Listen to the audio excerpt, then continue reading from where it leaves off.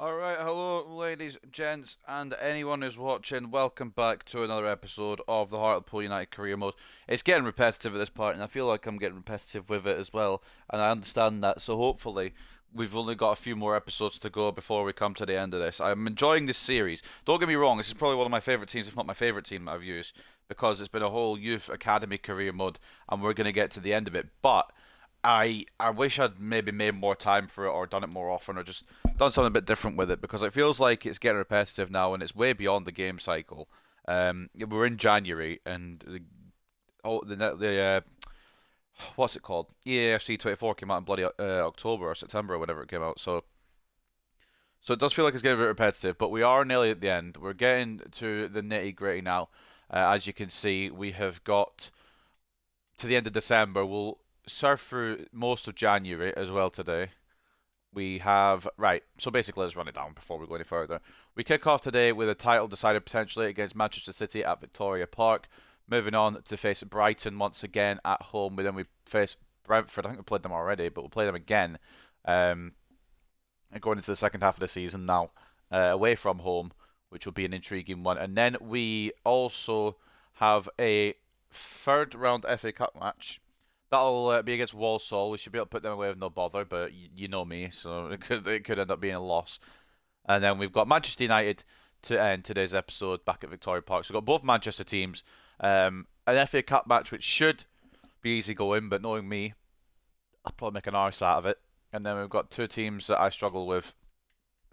So following that, we'll be going into February. And then for episode 8, we may hit Champions League. Although I suppose FA Cup, if we do get past Walsall, the next FA Cup will fall somewhere around here probably. So it'll probably be the start of episode 9 where we get into the Galatasaray games. And then 10, 11, 12, maybe even 13 episodes. So we've got a few more to go yet, but I'm hoping to complete it in the next few weeks. I'm going down to England between the 1st and the 5th, I think it is. I'm at the VAR those dates. It might be the 31st and the 4th. So there won't be any episodes between those days. But by mid-February, I'm hoping to have had the series completed. I guess is probably the goal. Probably a good goal to have. It was meant to be done by the new year, but then I got busy with a lot of stuff around Christmas and got ill as well, which did not help. So that postponed episodes for a couple of weeks. But the I guess the end goal is try and get it done by the mid-February. And if it goes to a 10th season, we'll only be playing the Champions League games because at that point, if we win the Premier League, we'll only be playing the Champions League games because we'll have succeeded, I should say, with everything else except for that. So we'll do that. But anyway, this is just me thinking out loud. So we've got 18 games played, which means we've got 20 to go in the league, plus whatever we got in the Cup and Champions League. It'll probably be maybe 6 episodes more. If I'm doing 5 per episode, probably around 6 episodes more. And then, of course, maybe a couple of extra episodes because we'll have to do the Where Are They Now. And I kind of want if we do get to a Champions League final, I want that to have a standalone episode, as in it's the only game in that episode. So maybe it'll be episode 13, 14 by the time we get to this. But I don't know. I guess we'll see when we get there. But we're going to focus on what we've got today. If you didn't see the last episode as well, I'll show you the results quickly from that. We kicked off with a 4-1 win against Brentford, which really, really helped us to kick off the episode in a good way. We then completed our group stage with the win over Basel, 3-1. We then picked up points, only 1 point each somehow, against Brighton and Liverpool when we were by far the better team in both. I'd argue that Liverpool did give us a better fight than Brighton did, but we should have won both games, and we didn't ultimately win both games, which sucks a little bit. And then we were losing to Nottingham Forest as well, but we ended up channeling our best attacking kind of plays. I don't really know what happened there. They kind of just fell apart, and we attacked and kept on attacking, and then we broke through and just tore them apart, which is really all you want to do. So, like I said, we've got Man City, Brighton, Brentford, Walsall, and Manchester United. So for today, I'm hoping to get, obviously, I'd like to get, what are we saying? What are we saying for points? I'd like to get through to the next round past Walsall, obviously. And I guess 7 or 8 points, perhaps. We need to beat Brighton, we need to beat Brentford, and I'll take points against both the Manchester teams, really, because they're both very good. But I'd like to beat them as well, obviously. But point minimum. After today as well, against Manchester City, we'll have some exits that we agreed in the time between now and January, so just a little hint of what's to come there, just to show you what we're going to be losing. Joel Lowe will go to Columbus Crew. Musanguli Shabalala off to Barcelona. I'm so sorry, man. I really wish it worked out for him, but I don't know how to use him, and it just annoys me. No Armstrong goes out on loan. Higgins I'd like to keep around, and I wish I had kept around now. He's got to an 84, but it gives another team a very good goalkeeper, and it gives him a chance to succeed. Blomqvist off to Jagiellonia, and then Payton sent off to Sion as well. Then we've got one more to scroll up to here with Aidan Morgan going off to the Villarreal B team, and we saw how good he is. He helped us win that last group stage game in the Champions League. A little update on that as well. I showed you in the calendar real quick, but this is how we went in the Champions League. We've now got Galatasaray in the round of 16, but we went 6 out of 6 in the groups, and we already know who went through. I went over them last time, but just a little scroll through real quick so you can see who else went through the groups and where they finished and what their records were, kind of thing. And the round of 16, Galatasaray, Hartlepool, Sporting, Real Madrid. Good luck to Higgins for that one when he goes through. Chelsea, Atletico, Arsenal, Sevilla, Bayern Munich, Spurs, Sassuolo, Leverkusen, Roma, Barcelona, PSG, Milan. So there you go. Now I think I've covered everything that I need to cover. I may be incorrect on that one. We didn't do the news, obviously, and we'll do the pre-match press conference just now, so it's out the way.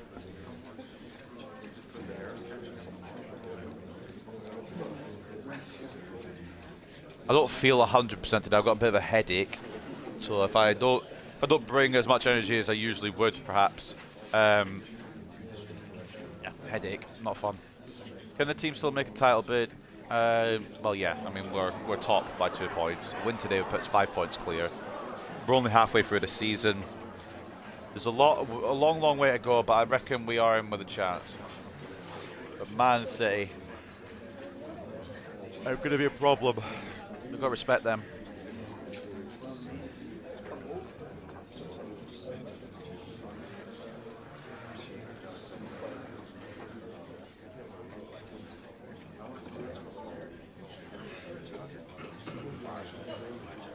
It's a great run going. Let's not get distracted. Sorry, I was reading something.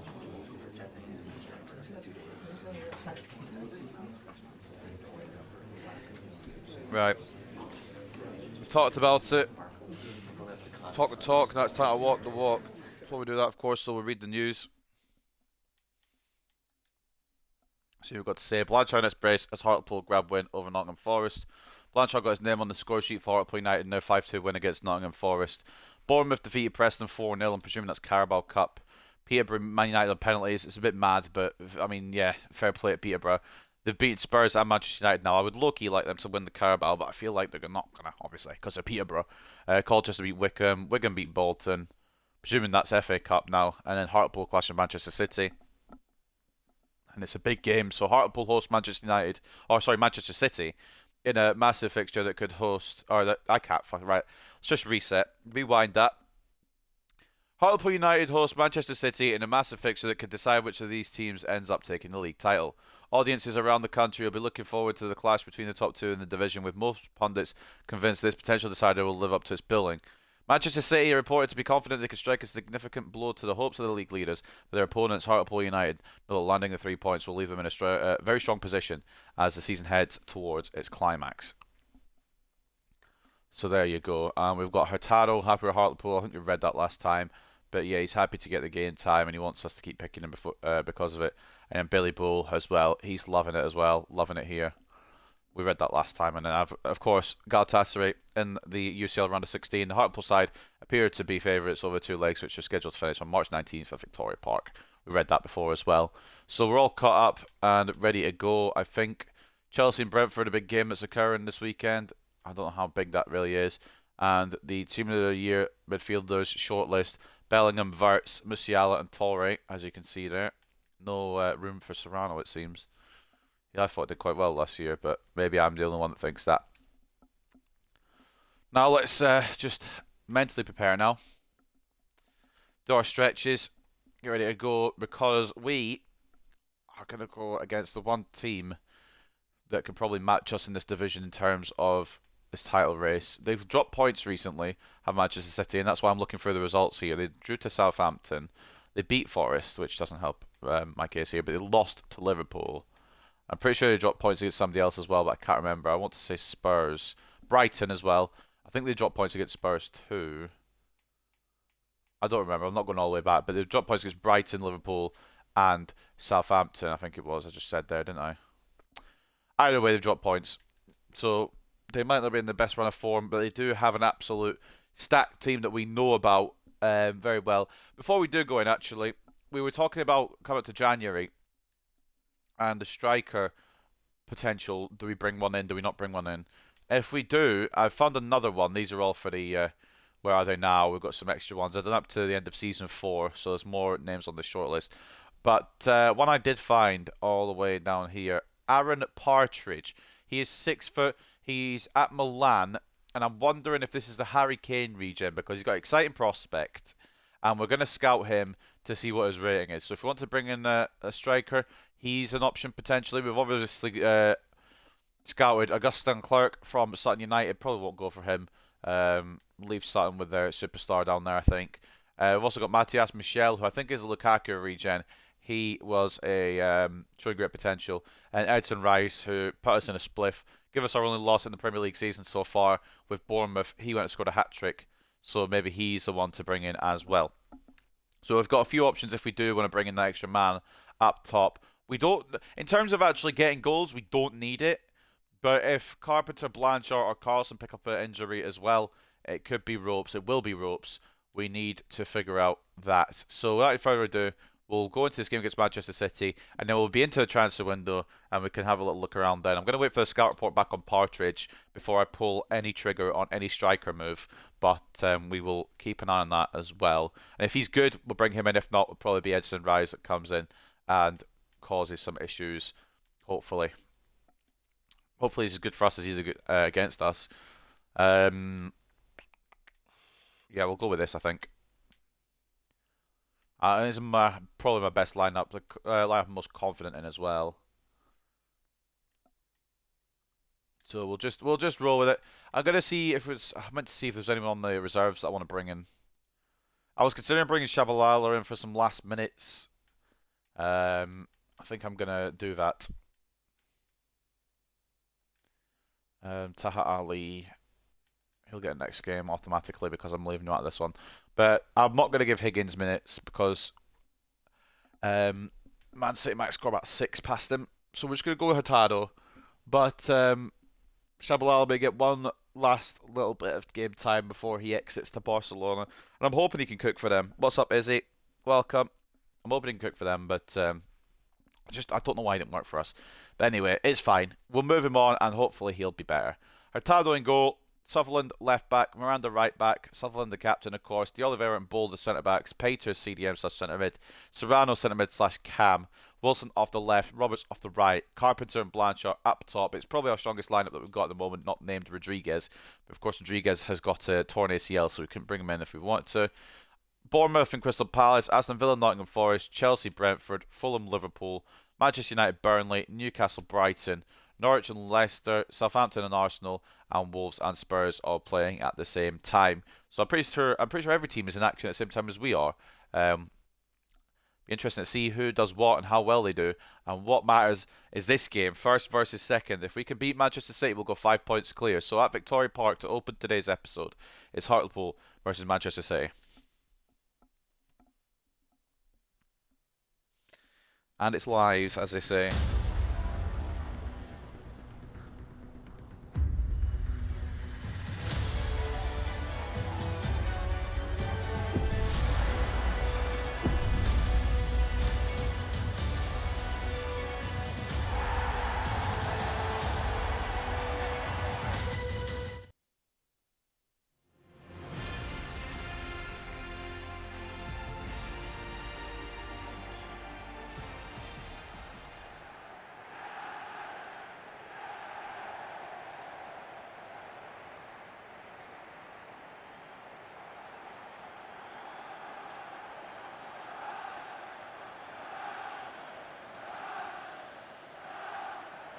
Spurs have become the most valuable team in London and the eighth most valuable club in the world. Yeah, I saw about that.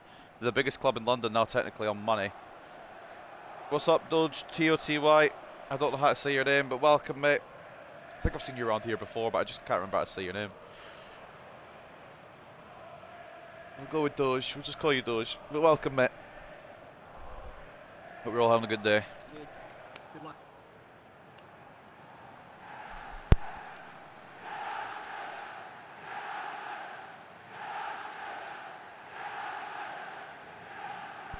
On that Hartlepool ground again. Once his career mode's done, I'll be happy because I can move on to something else. I really like these long-term career modes, but I think I need to time manage them better because I started this in like May last year. Yeah, I do recognise your name. Welcome back, mate. I just can't remember how to say it. Yeah, this Man City team is stacked, and they've got Bruno Fernandes as well. Judas they've got in their team. How long am I going? Probably about 3 hours. We're doing 5 games each episode, so it usually takes around 3 hours, so I'll be here for a good while. Thank you. Enjoy the game. In terms of this career mode, we've been going since like May or June time last year, so it's been a long project, but I just want to get to the end of it now. And we're probably, hopefully, about half a season away. Because we've got all the pieces of the puzzle, I just need to be able to play good at the game, which it's going to be my own ability that really determines whether we can do this, which is scary. So we've got some really good players now. We've gone from the bottom to the top, youth academy and free agents only. Now I need to be able to use them well. I should have passed that first time. So obviously the goal here, not lose, but also stop Haaland. I've committed ball out of position already. Peters cuts across to prevent Foden first time around. And Bull gets Foden second time around. It's not who we're looking at, but it could work. Can I get away from Meyer perhaps? Blanchard, Roberts. The dream start. The dream start.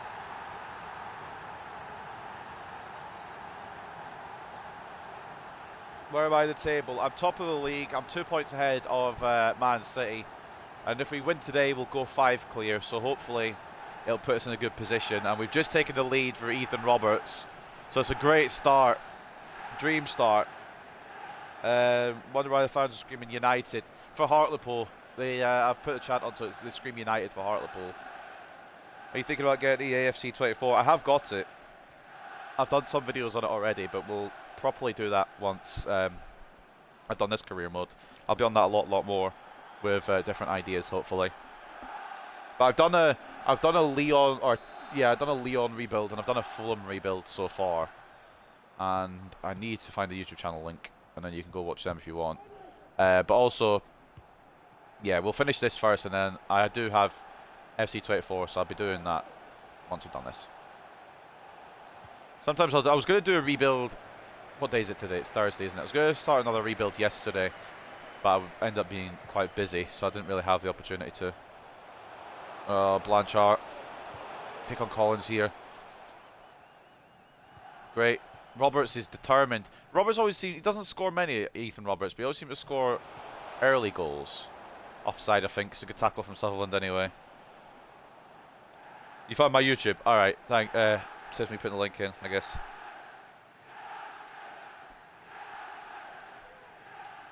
But yeah, all the stuff's up there. Everything that I stream on here goes up there. So anything you miss, you can always catch up on. But yeah, I've done 2 rebuilds so far, and I've got an idea for the third. But I was going to start it yesterday and couldn't, so. It's a block. It could have been 2-0 to us. City have not awoken yet. And that's fine by me. If they want to play sleepy, I'll take full advantage of that. Hopefully we can get a big win here if they're not going to bring the game to us. I won't complain at all. Serrano. Edge of the box with Carpenter. I didn't want it that far out actually, but it's okay. Serrano. Sutherland. Not really who I want to be in the area like this with, so I've passed it all the way back and we're going to recycle it. Blanchard. Wilson. Carpenter. Sutherland. Oh, why is he still there, actually? Hold on. Go back to your position, Aiden, mate. Look at him now sprinting back. Now he knows he needs to be back. Respect that, respect that. Erling Haaland now. Plays it into the path of Phil Foden. Miranda. Oh. Tried to get across. Haaland with a ferocious near post shot. FIFA 23 or EFC 24, which do you like the most? Honestly, probably 23. Cause yeah, with like what he says, only because you can't get sacked for winning games. It's easier to keep your job, and also the gameplay. In my opinion, the gameplay just feels better. But I've not really played too much of FC 24, so maybe I need to just get used to it. Maybe it's a thing to get used to. But at the moment, I prefer 23. Probably because I put a lot more time into it, especially with this save. It's a good effort. It's gone in. Right, that's a bit of an issue. I didn't expect that to go in. Pedri on the edge of the area. Tried to close it down, and I mean it's a phenomenal goal. There's nothing you can do about that. You prefer FC? I mean, I probably will like FC the more I play it, but because I've put more time into 23 at the moment, it's kind of my favourite. But I do like some. Yeah, again, I agree with Izzy. I like some stuff on 24. I do like Pro Clubs. Pro Clubs is really fun this year. I've been playing mostly that when I go on the game. I've done some career mode stuff. I've done a Man United career mode, obviously. I have to do that because I support them. But I've not really put tons of hours in yet. I want to do a Road to Glory as well, but I don't know if I'll probably do that off stream. I don't know what I'm going to do on stream yet. Carpenter. Came at him weird and Perez holds onto it. I don't know why they're not using Alisson, to be honest. Isn't he their top clean sheet holder? Well, he's the Premier League's top clean sheet holder. But he's on the bench today in favour of Perez. And I passed that directly to Roberts, so it's gone to their player. Kabore. Run across his box. I mean, it's not really been that fun of a game to start out with here. Like, we've been a better team, but City have had one long shot and scored it. So it's like, what can you do, really? I should have passed that. Oh, I've hit the fucking post. I should have passed that across to Carpenter. Endless career mode saves, endless releasing of players. Yeah, that's a good thing I like. You can release more than 2 players a season now, which is good. So if you can't sell somebody, you get them, you can just release them. You can say, see you later, mate. And there's no punishment for it. Why is that, of all people, why is that Billy Bull? I don't play Pro Clubs because I don't know how it really works. I don't have any friends to play it with. It is really good. It's a lot better this year. Basically, you just play with your friends and you try to get promoted to Division 1. And you all take a position on the pitch. And you just try your best, really. Or even if you don't, you're just having fun. It's good banter. What is Perez doing here? Fucking hell, it's close. Close there. Perez made a mistake, passed it straight to Blanchard, and I maybe could have just thundered it back, but we got closed down quickly. The defenders were on job there. They had to be. A mistake from the goalkeeper. Roberts getting fouled by Meyer, but apparently the referee doesn't want to do anything about it.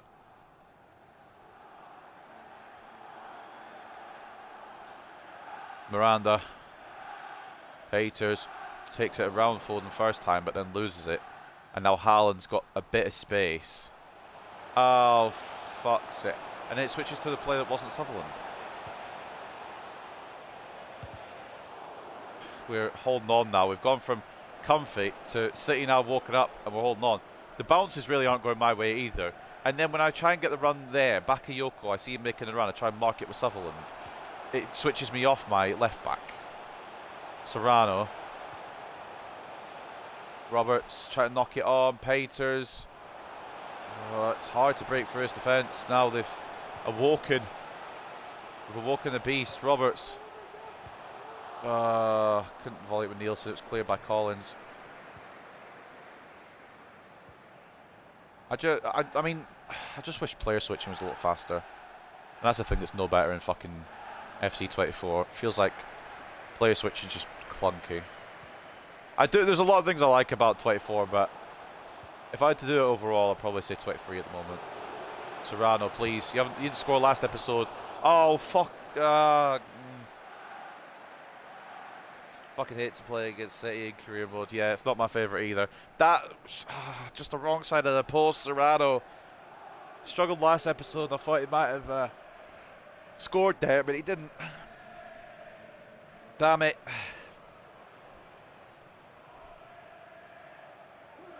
I still don't know why they're using their backup goalkeeper in a first place versus second place match, but I'm not going to question it. I'm just going to enjoy it if I can make the most of it. That's fine by me. Roberts. Ah, good interception again. This keeper does not seem sure of himself, though. We can probably win this. Odds are they won't bring on Alisson either, because you never usually substitute goalkeepers. Oh, Serrano. Serrano's been struggling recently. He's been good overall, but been struggling recently. Haaland is so OP. Yeah, he's ridiculous. He's always overpowered. But I suppose it's a good challenge. How long game periods do you play? 6 minutes, I think it is. I think it's on. I have to check because I can't remember. But I think it's on 6.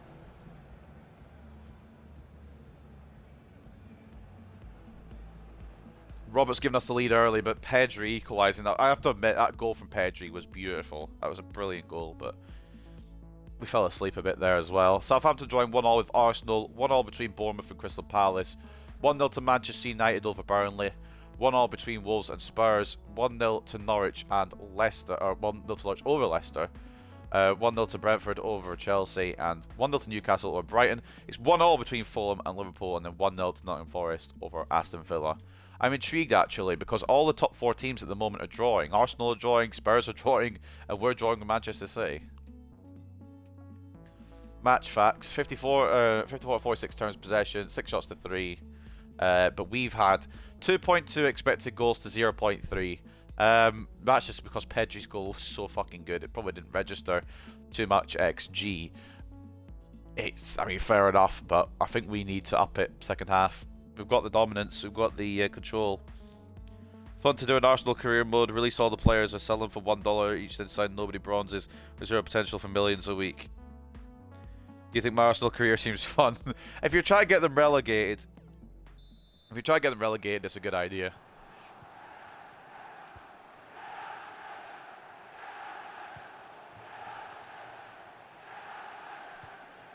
I always do like 3 or 4 minutes. If not, I feel like I play for too long.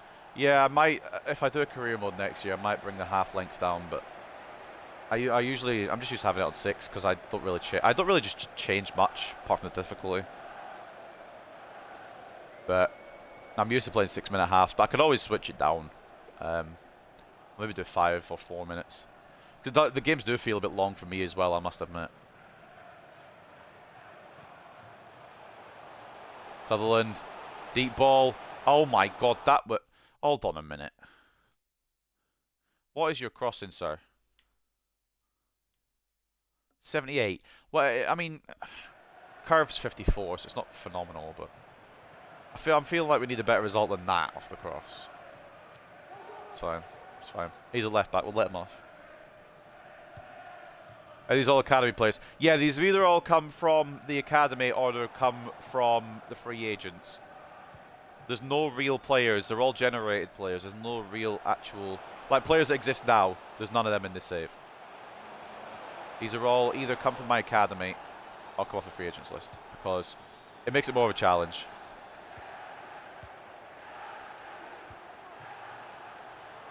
Plus, you can make your own stars rather than using the ones in the game that are already kind of stars. Sutherland, I don't really want to shoot with you, to be honest, mate. I can't find a way through. They're defending so well. They're just closing down every opportunity here. Fuck it. Wilson always pulls off something. Yeah, even he's getting closed down. I can't find a way through. I've kicked Nielsen there. You didn't see nothing, ref, okay? Ah, bollocks. Haaland. Oh, he's just done me completely. Great save, Hurtado. Haaland just walked through. I tried to stop him and I couldn't. That's how good Erling Haaland is, man. Serrano bailed out there, though, by Hurtado. What is that touch? Oh, fucking Christ. It's a matter of when and if. I fouled Haaland there, but the ref has said nothing, so we're going to get away with it. Definitely wasn't. Definitely push him over in the box. It's fine. Serrano, oh, he's lost possession.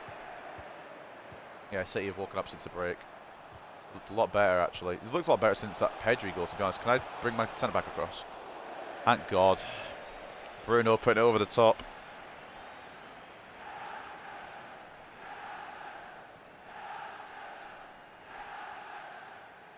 In FC, who would have hit that crossbar Trivella top corner in? He absolutely would have. Would have found the way to go in.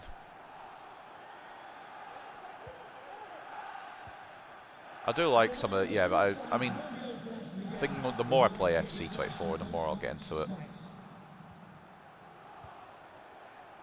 I do have it. I just want to finish this career mode first. That was meant for Blanchard, who's making a Blanchard's making a really good run through there. So they play it to Serrano instead. Oh dear.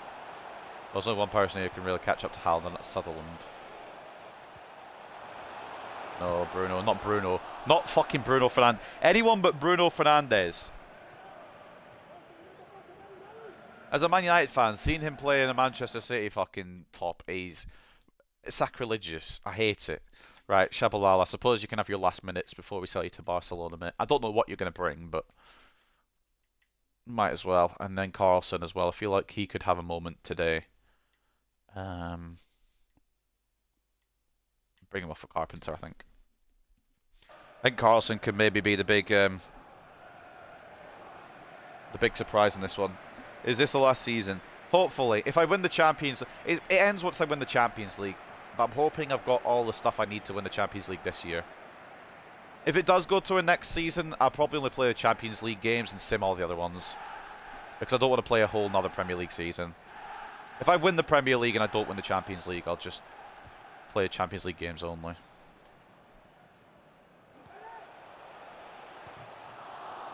Because it's been a long, long time with this team. I do love all these players.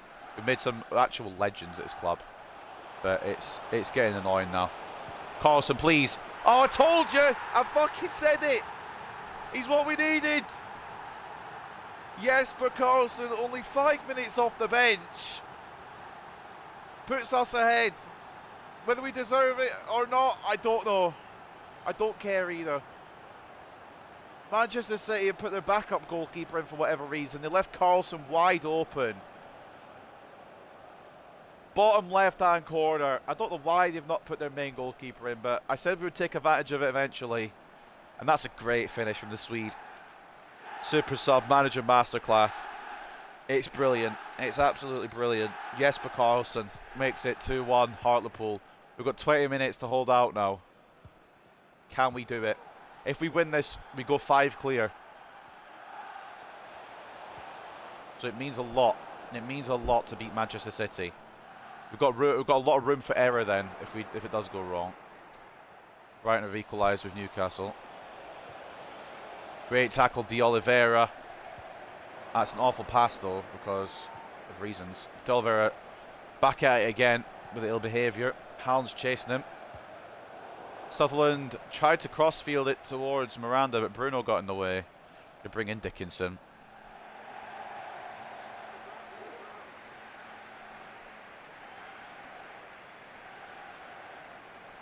Believe it. Well, I don't know if it's 100% true, but Dickinson, I think, is a Kyle Walker regen. I'll go through the team quickly after this, and I'll try and figure out who's academy and who's a regen. But I don't know who it's all the regen of. Like, for some of these, I know who they are the regen of. Like, for Peters, who's my midfielder, he's a regen of Kevin De Bruyne.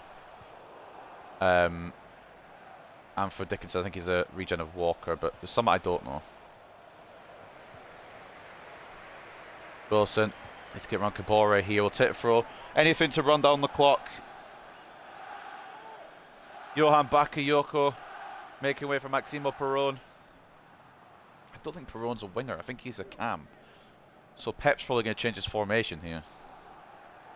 That's not who I want to throw it to. Peters. Okay. It works. It works. It's fine. Peters here. Again.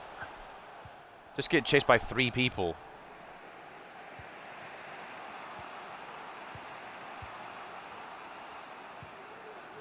Ah, fucking hell. I've done a late tackle and now I've got no centre back. Meyer. Dickinson on him. Trying to get on him anyway. Bull with the initial tackle. It's going to bounce back. Bruno trying to set up for himself.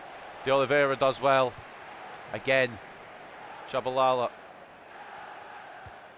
It's going to play it all the way back. I don't trust this game. I don't trust it. Where is my left back? Oh no. City have got a lot more attacking here. Hurtado needs to grab. It's a bit of a scramble as Haaland goes up for it. But City have pushed it all the way now. They're pushing for this equaliser, pushing for a point if they can't get 3. Can I get that to Wilson, please? Yes. Into the path of Blanchard. What a save. Again, another save. Oh, bollocks. I thought that could have been a game, set, and match there, but it isn't. And now City go. Perron down the left. Into the middle. It's awful. We've got 3 minutes. Let's just try and get it out of our area. Wilson, just run with it, mate. We know you got the burners. We know you got the burners. I should have passed that off. I'm an idiot. Oh, if I let myself down here, it's my own fault. Need someone across now. Haaland, this could be the last roll of dice in Manchester City. They've waited too long. They've taken too long. And we're going to beat Manchester City. Thank God. There was a couple of moments there where I panicked a little bit, I'm going to be honest, and I thought we might have messed it up. But we've beaten Man City, and we go 5 points clear at the top of the Premier League. Brilliant. Great start to today's stream as well. It was a bit of a grind, that one. City started a bit slow, and then he woke up and just chose violence. But we did enough to prevent them from getting anything here at Victoria Park. Roberts scored early, Pedri getting the equaliser, and then Carlson, I told you he'd be the one to make the difference today, and he was. He goes and scores the winner for us to give us a 2-1 victory at Victoria Park. Did we deserve it? City came back in the end, but I reckon we deserved it over City. 56-44 in terms of possession, 10 shots to 8. 3.5 expected goals to 1.2. We had a lot more chance, but they scored an absolute screamer. I want to see that goal again. That Pedri goal was so nice. I don't usually watch the opponent's goals, but it's hit really well. Top left. You can't complain about that. I mean, even if you try and defend that, I don't think you're going to be successful. I tried to stop Bull there, but that... There's some goals you can't stop. That's one of them. And then the one for us to win it. I might as well show this as well. Good dispossession there. I think it was by Billy Bull who came all the way up. Serrano plays it through, and it's into the bottom left by the man who I said might change things. And he went and did it immediately. Jesper Karlsson. Big game stage. He always operates well in the big games, Jesper Karlsson. Can't seem to do much against smaller teams. But you put him against any of the top 6, any of the big 6, he puts on a performance. And we know that firsthand. We've seen it many a time now. So take a look at the player ratings for the end of this one. Man of the match goes to Sutherland, as always. He is an absolute fucking beast. Crossing needs to be a bit more good. A bit more work on the crossing there. But he kept Bakayoko silent, and City couldn't get through on that right-hand side, at least anyway. They had to go through the middle each time. Ethan Roberts got the early goal, an 8.2. De Oliveira, very, very good in defence today, I must admit. 7.6 for him. Jesper Karlsson with a goal and a 7.4, and the assists coming from Blanchard, who got a 7.1, and Serrano, who got 7. Bull was solid as well, but De Oliveira was definitely better of the centre backs. Ricardo Hurtado did let one in, but was solid otherwise. 5 shots, 4 saves, 1 goal conceded. And then taking a look at Manchester City, their best player was Nathan Collins. I wondered who Collins was. I thought it might have been a regen, but it's actually Nathan Collins. 7.9 for him. He gets man of the match. Bjorn Meyer did really well, to be honest. I mean, after the early goal, obviously, he locked that left-hand side down. He didn't let Roberts through. Assist in 7.6 for him, and then the goal, of course, from Pedro Gonzalez Lopez, otherwise known as Pedri. He gets the goal on 7.3. Henniton Perez is an 80 rated goalkeeper. He made 5 shots. Or we had 5 shots on him. He made 3 saves and conceded 2. And Erling Haaland 7.1. You expect more from him, to be honest. What was his shot accuracy? How many shots did he have? 2 shots, both on target. This is the rest of the Manchester City team. It's quite a good team. Bruno's gone way down in overall, but that's probably because he's getting towards the end of his career. But yeah, it's a very good Man City team, as you'd expect. Alisson not starting is a weird one, but It's the way it goes, and I'm not going to complain because it means that we got away with it. Shabalala got some minutes to end his Hartlepool career. I don't know how many touches he even got when he was on. I don't even know if he got a touch, but we gave him a bit of time, and it is going to be goodbye to Musanguli Shabalala. I wish this had worked for him, but either I didn't know how to use him or I just couldn't use him. I mean, I don't really know. But we've got 100 million for him, so I'm not going to complain there. Spurs and Arsenal both drawing as well. It gives us a bit more daylight in the title race.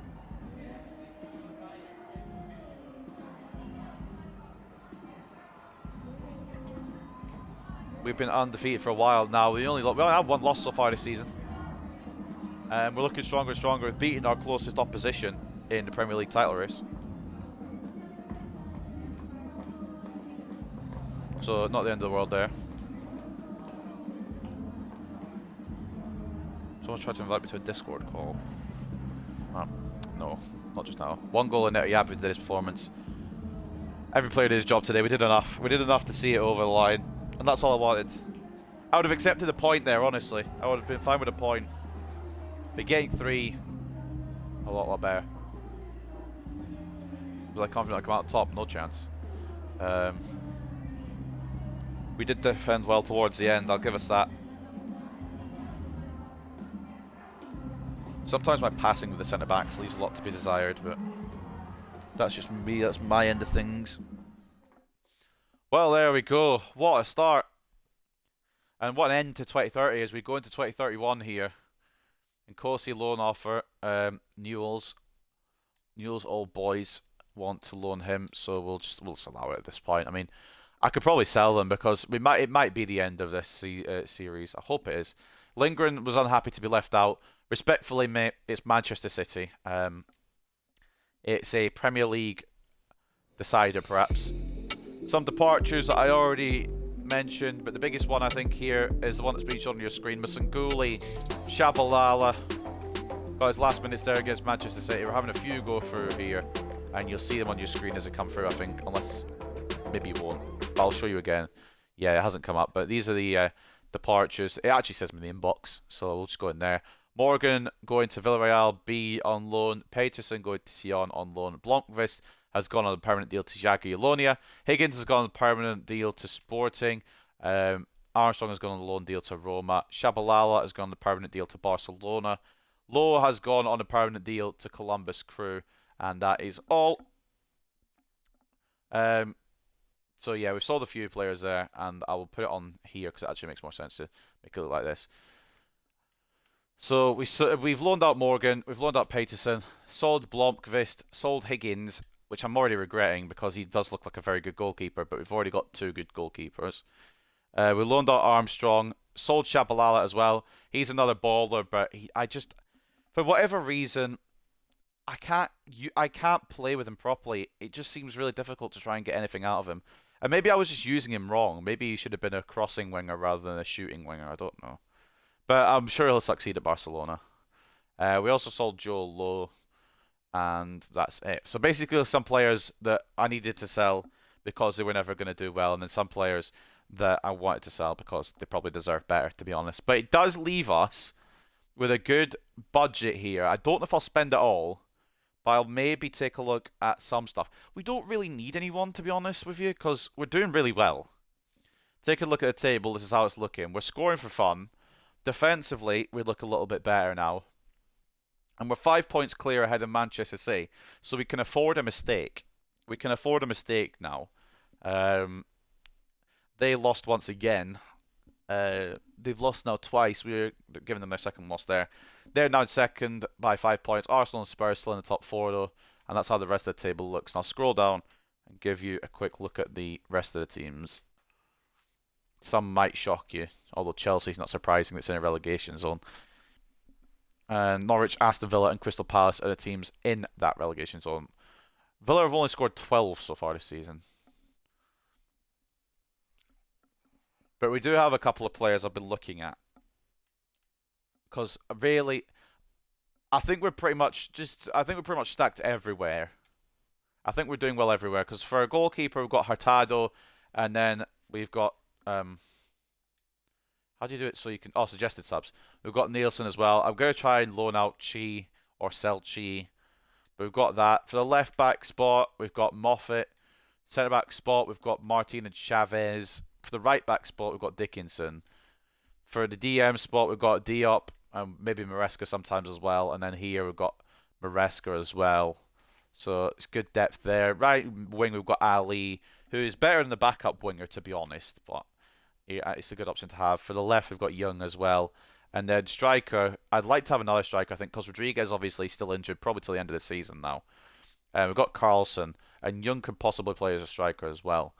But I think we're going to get one more man in up for a striker option. And it's probably just going to be a backup striker. I don't think we need to go big and splash all this cash.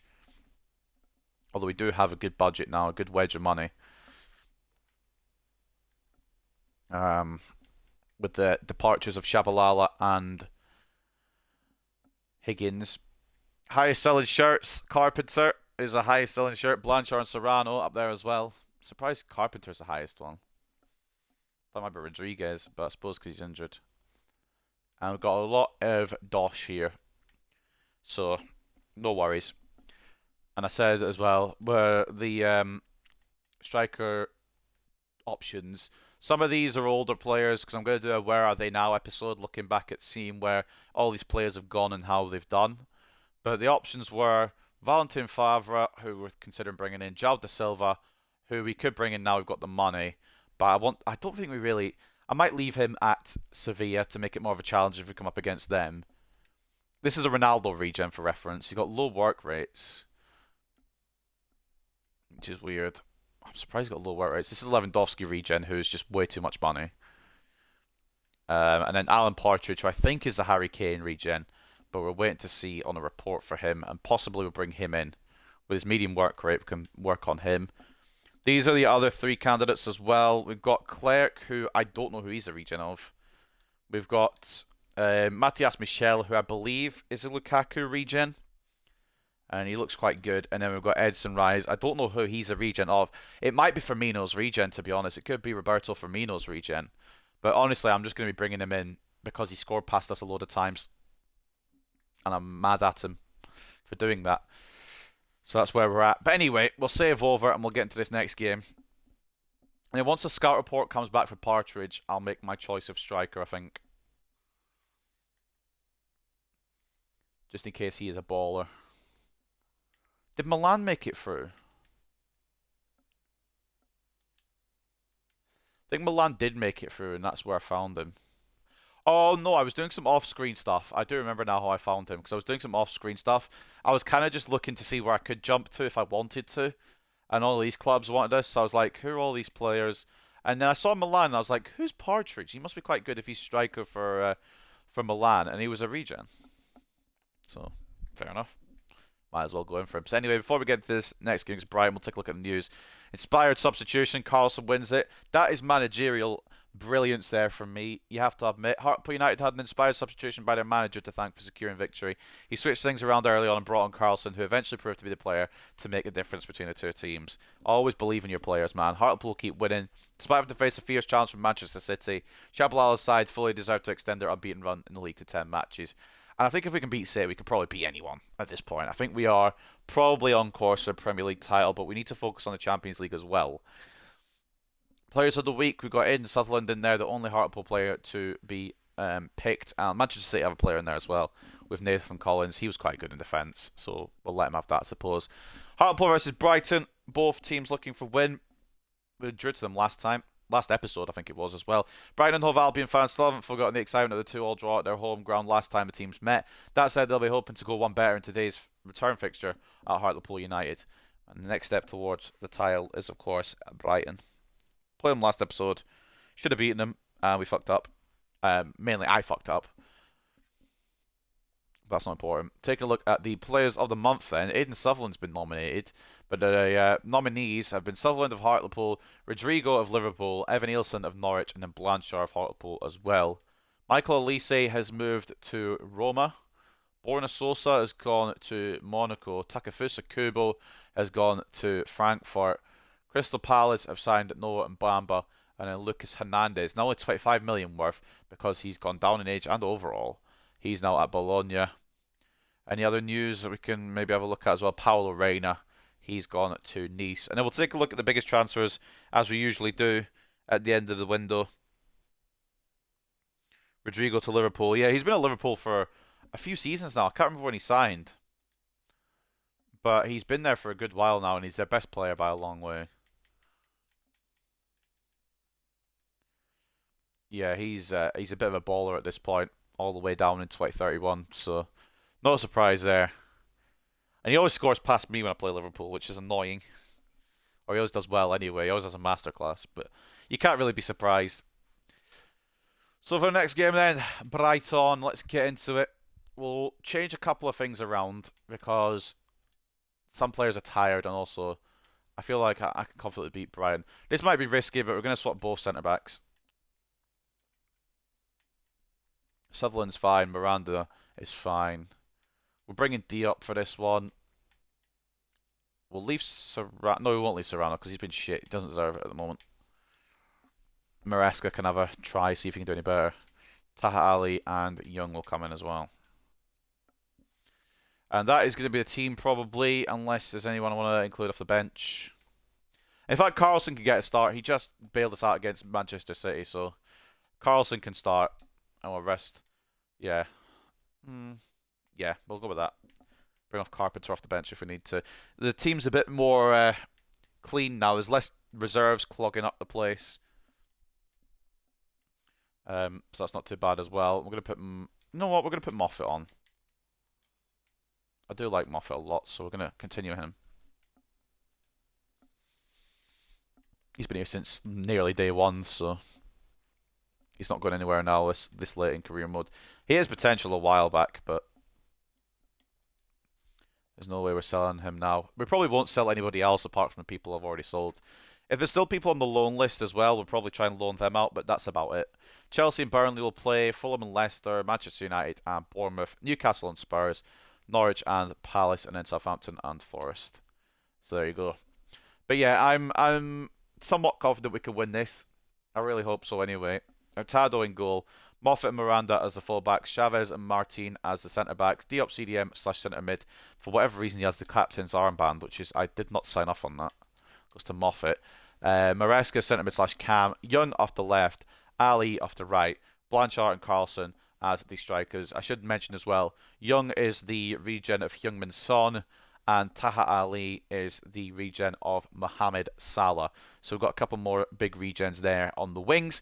So at Victoria Park then, it is Hartlepool versus Brighton. Without any further ado, let's get into it.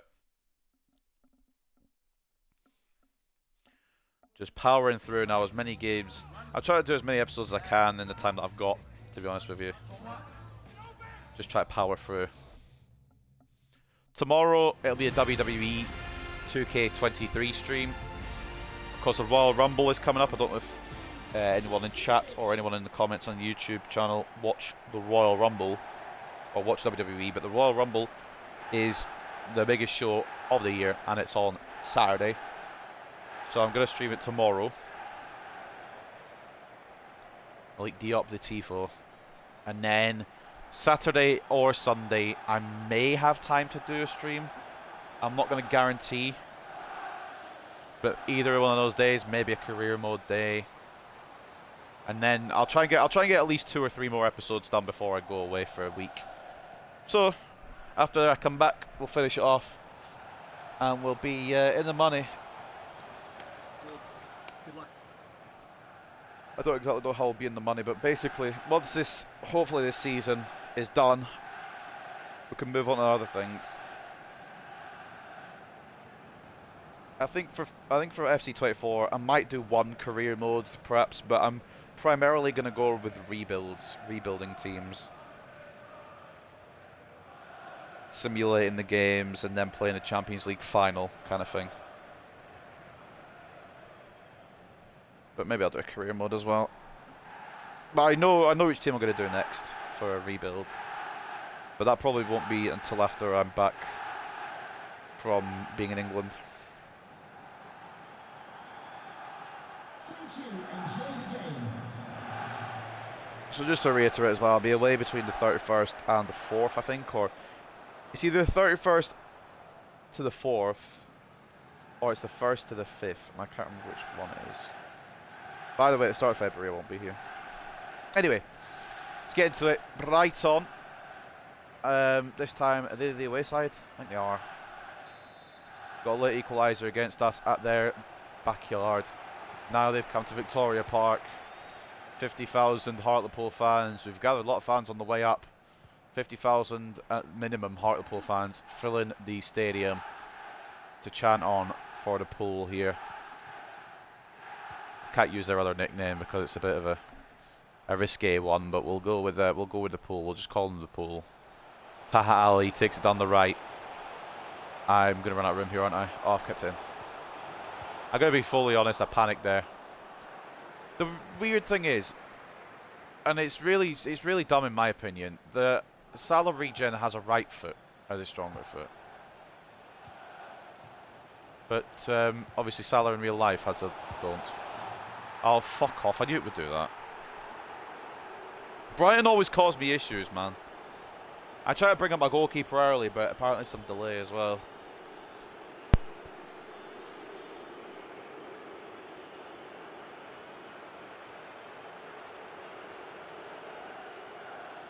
Well, that's why the win against Man City was so big. It's given me room to make mistakes against other teams. I don't really know why the goalkeeper's rushed out and then done a star jump, but it's good play by Brighton. They caught me off guard. We've got to go from behind now. Scoring inside 6 minutes. Jason Stevens, first goal of the season, of course it is. Everyone always seems to score their first goal of the season against me. And Brighton have done no different. Stevens gives them the lead. It's not ideal. Why is Blanchard still so far back? He's a striker. Maresca. I think Ali might be offside. He's not. But ball in towards Blanchard. It's headed away. Ali. Carlson. Oh, good save, Kepa. I think it might be going over anyway, but Kepa gets a hand to it. Maybe it was flying in from Jesper Carlson. We'll never know, because I'm not going to go look at the replay.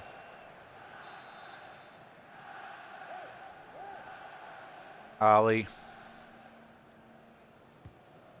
Now Young. They're trying to deliver one into the box. It's not locked onto anybody, really. Chavez keeps it alive. Young. Oh, I thought I could dribble inside Casale there. But now it might be a counter for Brighton. Tried to win the ball there. It didn't work, obviously. Hence now why I'm chasing it. Chavez wins the header and gets it away. Ali has absolute pace to burn. And he has the option in front of him. Jesper Karlsson. Did I play it in time? I think I did. Oh, Kepa again. He's going to be fucking annoying to try and beat today. Tried to win it back to Blanchard, but apparently the game thinks it's a foul. This time we do press and win it. Oh, Kepa, please just go away. Blanchard done so well. Ali to deliver. Chavez! Oh, it's going to be one of these days, isn't it? One of these games where Kepa will be the best goalkeeper in the world. Pouring it down here in Hartlepool, but Kepa's running on fucking dreams as well. Ali towards Diop, it's away. Chavez turns it to the path of Maresca. Okay, you just know I'm going to go there, do you, Janelt, do you? Okay, cool. A lot of things went wrong there, like how did he know which direction I was going to go first of all? And I passed it off and it just didn't pass. Go on, Martin. Young. Now Blanchard. Try to play it all the way across to Ali, but Stanisic getting in the way. Now Blanchard's got to press. We'll take it through. Carlson. Moffat. Now Maresca. Can't run through. They're going to get me there. I mean, ref. Have a word. Malik Diop. Oh, I'm going to scream.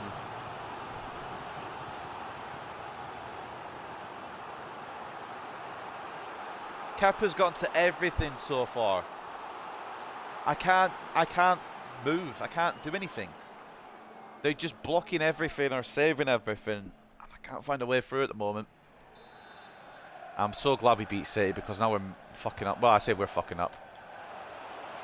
Kepa's fucking us up against Brighton here. He just keeps saving everything. It's very annoying. Launching out the pitch, Miranda should get that.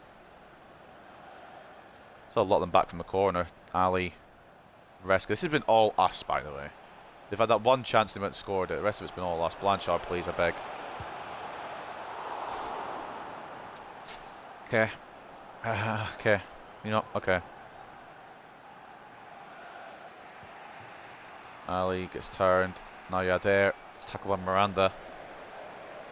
Oh, 6 shots to 1 on target, but theirs has gone in.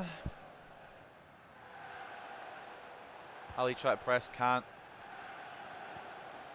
Tackled by Martin. Be thrown to Brighton again. Can I switch off my centre back or at least put him back in position, I guess? Well, I know they're going to play it short, but I can't switch player. There we go. Yeah, there. To Janelt. Commit my centre back out again. No, I'm not having it. I'm not having it with this game. It's committing my centre back out, not letting me bring him back. They've had 2 shots on target and scored both of them.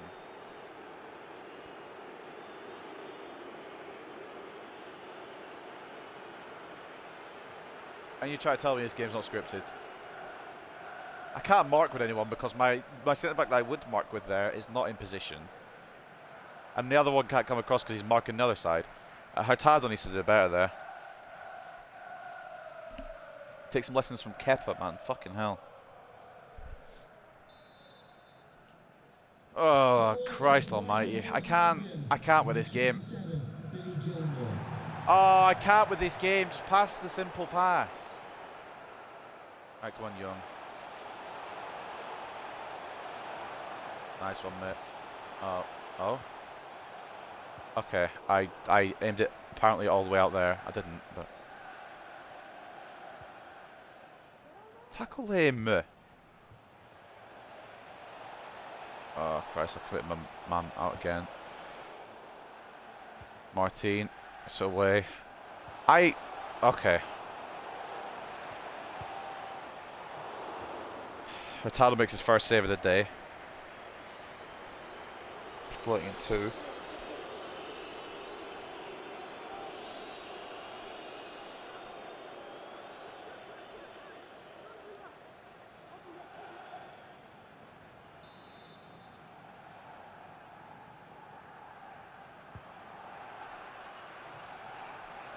Headed it away initially. It's not completely away because why would it be? And Diop, I don't know. Brighton posed me problems that I don't know. I don't know how to answer these questions. Like I feel like I get in the way. Thank God for Martin there. I feel like I get in the way and then it's not in the way somehow. Well, Carlson's not gonna get there, is he? I'm not throwing in the towel. It's only 2-0. But I just feel like it's difficult to beat Kepa once today, let alone 3 times, which I'm going to need for 3 points now. Blanchard, I can't. Just pass it to the correct player and won't have any issues. Well, we will. We might still have some issues, but slightly less issues. If the ball goes to the right guy, the play doesn't go wrong, does it? That was for Young, but that's okay. It could work. Oh, escaped Carlson there. Tackle by Young. Ball inside. One more. They just know everything. They know all and they see all. They're going to ball back with Diop. This Brighton team, I'm pretty sure, in the relegation zone as well.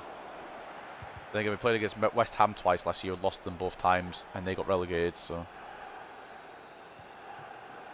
Carlson, Blanchard. I fucking need more options here. Ali. He just knows where I'm going to go. He just knows. He just knows. There's no point in me fucking trying to play him because he just knows. Referee, that's half time, mate. Referee, I believe the clock has gone past. Referee, I believe the clock has gone past what it's meant to. Alright, give them the chance anyway, I suppose. Why did Brighton play better than the other team against me? It's fucking irritating.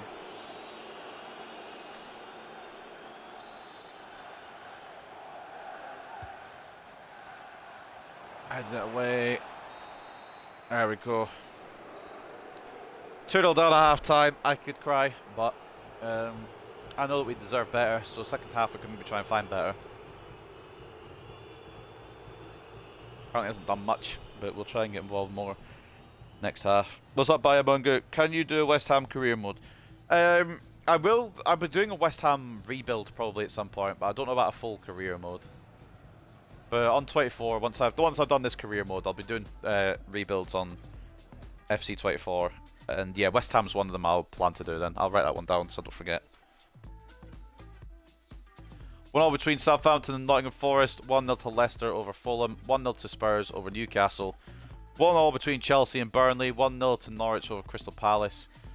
And 1-0 between Manchester United and Bournemouth. Aston Villa, Brentford, Wolves, Arsenal, and Man City and Liverpool play later. I wish Liverpool the best of luck in that one, because even though I deserve it more, they've actually come back into it towards the end of the half. 51 to 49 in terms of possession, 7 shots each, 1.5 expected goals to 1.3.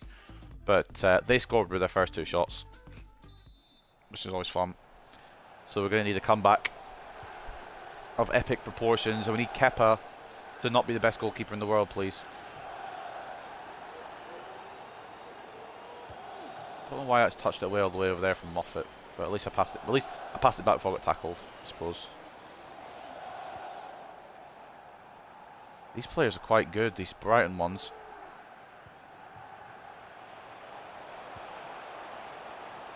Norwich leading Palace. Carlson. Oh, I pressed to shoot, but I got tackled as a shot. Oh. Fuck's sake. Moffat closes it down, kinda. But yeah, West Ham one does sound fun. I will do one. I'll do a rebuild on them definitely. I meant to do one this year, but well, I say this year on 23, but kind of out of time. I've got another one I'm doing first, but I will do a West Ham one definitely soon. Maresca. Right, lads, I'm not being funny like, but if you want me to pass to you, don't hide behind the wall of Brighton defenders. Oh, I can't get the ball back. And when I do, I just lose it again. Oh, you've got to be joking, bro. Like, you have to be joking. How has he got through? Oh, I'm not happy. Don't know if you can tell.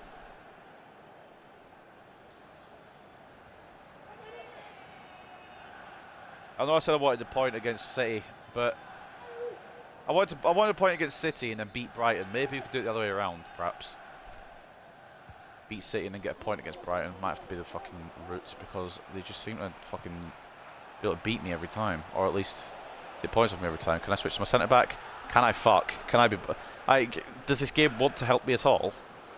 Thank you. Stevens coming off now for Tillman.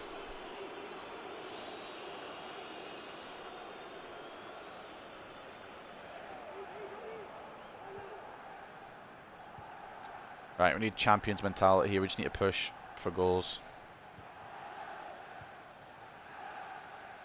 They're so fucking defensive, man. I don't like carrying the ball with D up, so I need to try and offload that. That works. And then they just rush in and slide tackle. They've got 10 at the back. They're defending with everyone. Even their strikers have been told to defend.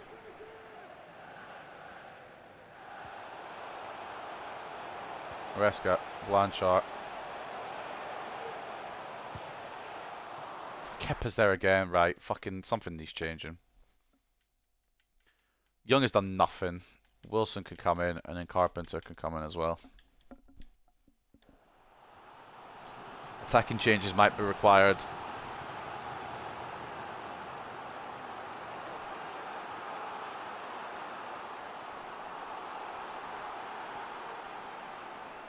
Can't find a way through these pricks at the moment.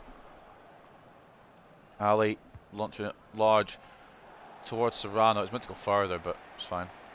Chavez blocked, taking our corner. I'm not happy with this. Yeah, they're coming off for Hamid Traore on the bright side.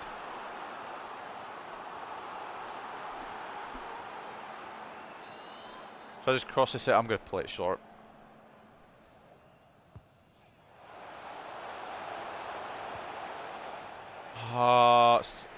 It's what I wanted to do, but you can't fool the AI, it seems.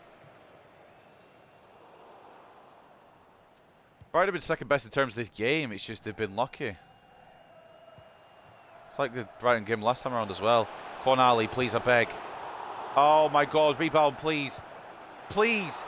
Fuck me, man.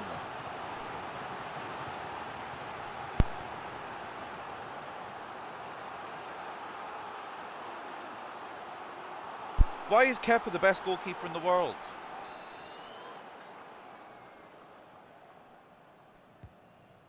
Wilson's coming short. Chavez. I really want a striker to this on. Serrano might be on. He's still fucking... I don't know if I was offside. It doesn't matter. He still fucking saved it. If I could sign real players, Kepa would be coming in. Fuck it, we'll just do one big one in the box. Wilson. Towards Serrano. I just don't... I don't know. Blanchard. Just Brighton players everywhere. Brighton players literally everywhere. There's no room to get through. Oh, fair play, Brighton. You've outplayed me today, apparently. I don't know how exactly, but... Kepa's what's outplayed me. Good block, Chavez. We've got 20 minutes to try and do something, boys. I don't see it, to be honest, because Kepa is apparently the undefeatable.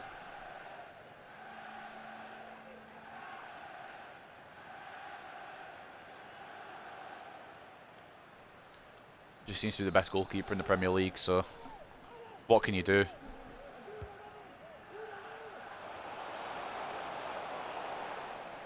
Held by Hurtado in the header, and we're going to try and counter with Wilson. Fresh legs, and he's fast, so...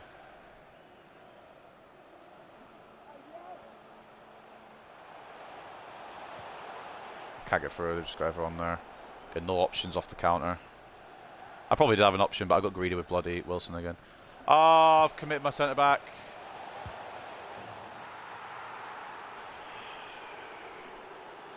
I don't know how to deal with this fucking Brighton team, man. We're going to lose our first game in months. I don't get it. I don't...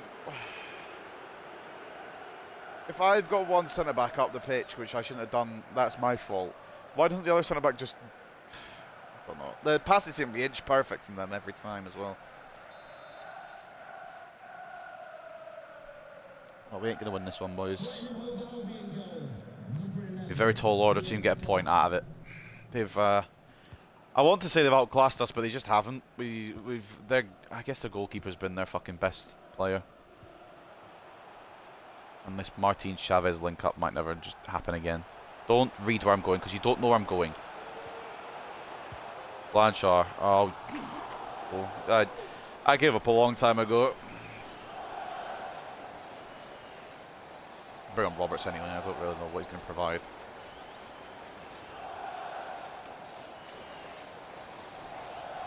I mean, there's still plenty of time for a comeback of dreams. I just don't see it happening. I don't see how we can do it. Probably going to win the header even though they shouldn't as well. Oh no, I've got that one. Touch just gives it straight to them.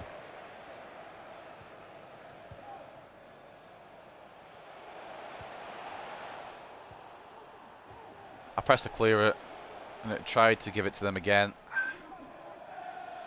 The lap's always fucking annoying to play against.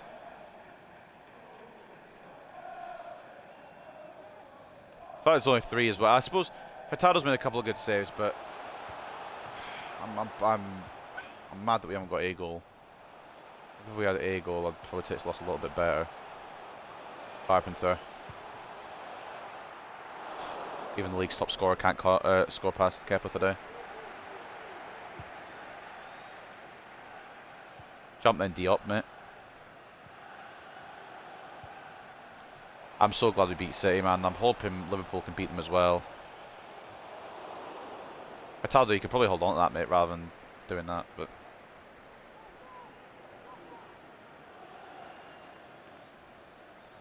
It's not really bad. I wouldn't say we've done badly. Defensively, yeah, probably actually been shit, but attacking wise, we've done well. We've made enough chances. Just kept us decide to suddenly go for the fucking Golden Glove award. I'm countering with Malik Diop. Fucking hell. Right, come on, mate. Blanchard, can we get one back at least? Make it look respectable. No.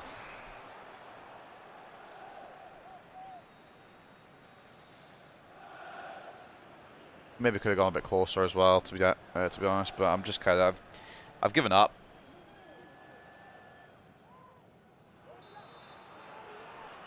I'm emotionally uninvested in this game. Blanchard been good, don't get me wrong. Bright have been good, don't get me wrong. But I'm also kind of annoyed. Look, I mean, he's 36, he's made 12 saves. My goalkeeper's what? 20? 16 years younger. Kepa could be his dad. He hasn't made any saves. Kepa might be his dad, to be fair. They're both from Spain. Is that where I played it, though? Should we try again? Alright, don't commit any centre-backs. The problem is my midfield is so far up and they take ages to get back. The problem is I only have 2 midfielders, but... we get a goal at least, make it look respectable.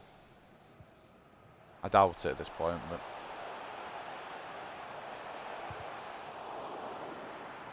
I just can't get through this defense. Apparently Brighton... How are these guys in a relegation scrap then?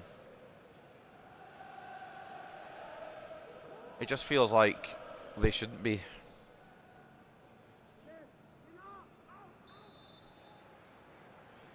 Whack it in, I don't care at this point. See what happens.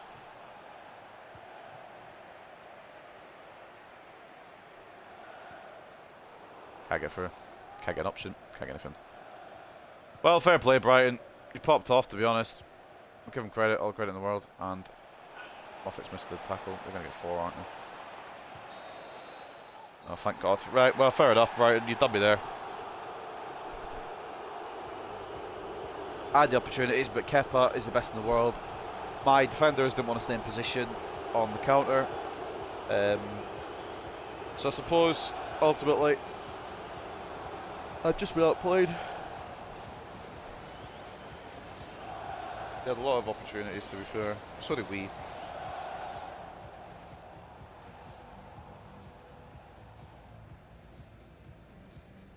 Stevens, Gilmore and Delap with the goals to Brighton. They just, for some reason, are better than us. And I'm hoping that's the last time I have to play them, but if we come up against them in the FA Cup, we're out. I don't know what more I physically could have done. 4 expected goals to 2.8, 16 shots to 13, 57 possession to 43. I mean, what's the point? I should just not shoot anymore, apparently. I'm just not going to bother. Final match is going to be Kepa by a long distance. Martin was our best player with an 8 rating. Only one that actually tried to do anything. Chavez, I don't really rate Chavez in the Premier League anymore, to be honest. That sounds bad, but the more I play him, the more it seems like he's more of a cup defender. 7.4 from him anyway. 7.4 for Young, 7.4 from Moffat. Nobody really standing out. Hurtado, questions have to be asked. 8 shots, 5 saves, 3 conceded. We're probably going to give Nielsen a game next. But yeah, I'm not happy with that at all from the boys. Should be finishing that off multiple times over. Gilmore got man of the match. I disagree, but Gilmore got man of the match. A goal and an 8.5 from him. Delap with a goal, assist, and an 8.2. But my man of the match would have been Kepa because he fucking was just all over the place, and I couldn't score past him for anything. 12 shots, 12 saves, keeps the clean sheet for Brighton. The other goal coming from Jason Stevens, who is 85 rated regen. Maybe have a little sniff around there, have a little look at him. 7.4 rating. Yadera with an assist of 7.3, and Hamed Traore with an assist of 6.4. My question is, how is this team in the relegation battle? It's a very decent team. Very good all round, and it fucking did me anyway. You know what? Fair play, Brighton. I'm glad we beat Man City now because we had that fucking to fall back on just in case. It's gonna tell me that my win streak or whatever is over.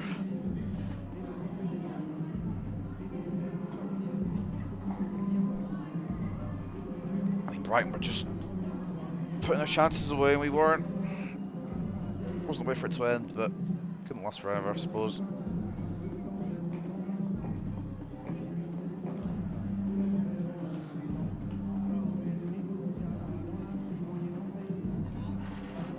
Nothing, I wouldn't say anything particularly went wrong for us. It was just their goalkeeper was the best in the world.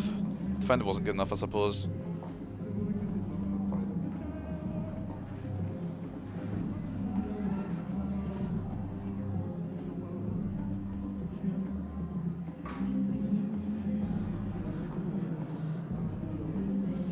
Must have been disappointed with that result. I mean, we weren't the second best. We were probably equal with them, but Kepa made all the difference.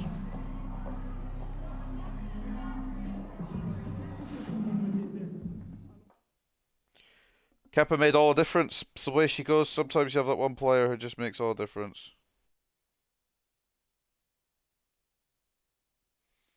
Unfortunately, we came up against that today. That was Kepa in between the Brighton sticks. Lindgren's going to be loaned out to Milan.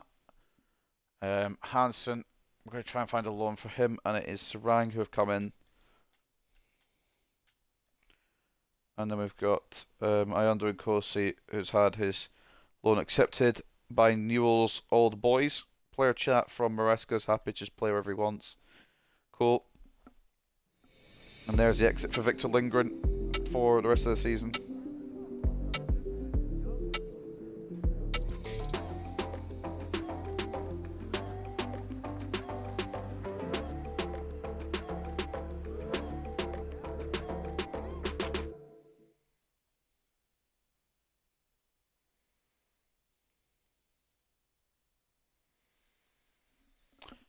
Well, we move, I guess. I'm really, really hoping. Oh, here we go. Got something from Newcastle. Or not Newcastle. I can't read team names. They want 56 million and Facundo Garces for Aitor Miranda. Respectfully, it's not going to happen. Not only because I've got a fucking no real player policy, but also because I've got well, I've got Miranda. I want to keep him. Duncan Wilson transfer offer from Spurs, 107.6 million. Now, if he wasn't my GOAT, I'd maybe even consider this, but he's my GOAT, so unfortunately not. I'll wait for them to come in for Young next time, just because he's the Son regen. But that's how much we can get for Duncan Wilson. That's what we've made him into. PSG have reached out, and they want to give me 38 million and Fabio Chiarodia. Either way, he's not coming to us because he's not a regen. And also, I want to keep Miranda. I've just said that. I wondered if City lost. So City. Oh wait, hold on. I wonder if I think City drew and then drew again or won. I'm confusion at this point. Hold on.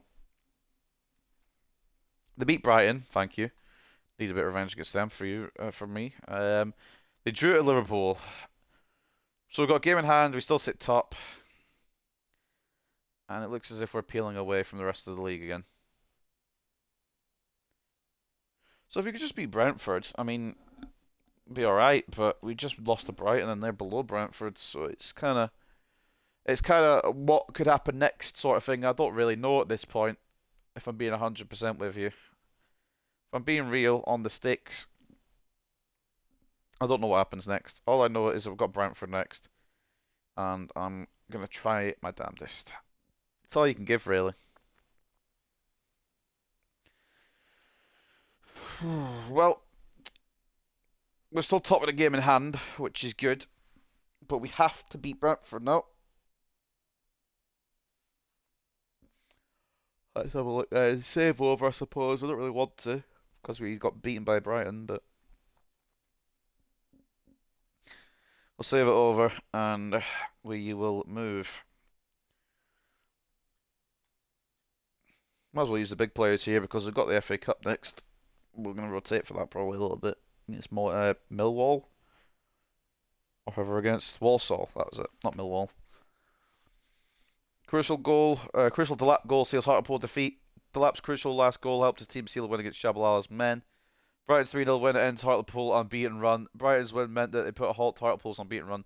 Fans are concerned that Hartlepool's form might suffer as a result, with the team's confidence sure to have been dented by the defeat. Well, I mean, I'm not happy with it, but we did well in it, so I'm not going to cry about it, really. Team of the year for the forwards. I don't know how we don't have any nominees, but I guess, okay. Cherky for Napoli, Gakpo for Spurs, Mbappe for PSG, and Vinicius Jr. for Real Madrid. Newcastle beat Burnley, Liverpool beat Forest, and we look to improve against... Oh no, Brentford looked to improve against us. It was all too easy for Hartlepool United the last time the teams met as they countered to a 4-1 victory against Brentford, who will be looking for a better performance this time round. I hope not, because I need to win. Oh, but look at that! Aidan Sutherland, December Player of the Month. There you go. That might be the title of the episode if I don't get anything special happening out of this one. Sutherland's impressive performances for Hartlepool earned him the Premier League Player of the Month award for December. Aidan Sutherland, my man. My man right there. We've not had a lot of Player of the Months, but plenty of nominations, and we deserve to fucking have one, finally. Brighton's shock win against Hartlepool. A real shock to this game, as bottom half strugglers Brighton and Hove Albion managed to overturn league leaders Hartlepool. It was a memorable performance from the unfancy team, and they left the pitch to a well-deserved standing ovation from their fans. I mean, realistically, it's just Kepa being a fucking bellend. But that's a different matter altogether. He's just a bellend because he's Kepa. Hartlepool lost to Brighton at a bitter pill. Having drawn against the same opponents earlier in the campaign, Shabalala was in a reflective mood after his team's defeat in yesterday's match against Brighton and Hove Albion, a clash which some Hartlepool United fans are convinced they could have gone their way instead. It probably should have done, but their goalkeeper was fucking mad. But yeah, Aidan Sutherland, Player of the Month. Some good news out of a shit situation there. So we'll take that as we head into this game against Brentford. Might as well just go all out. We got a cup game next. Rotate them.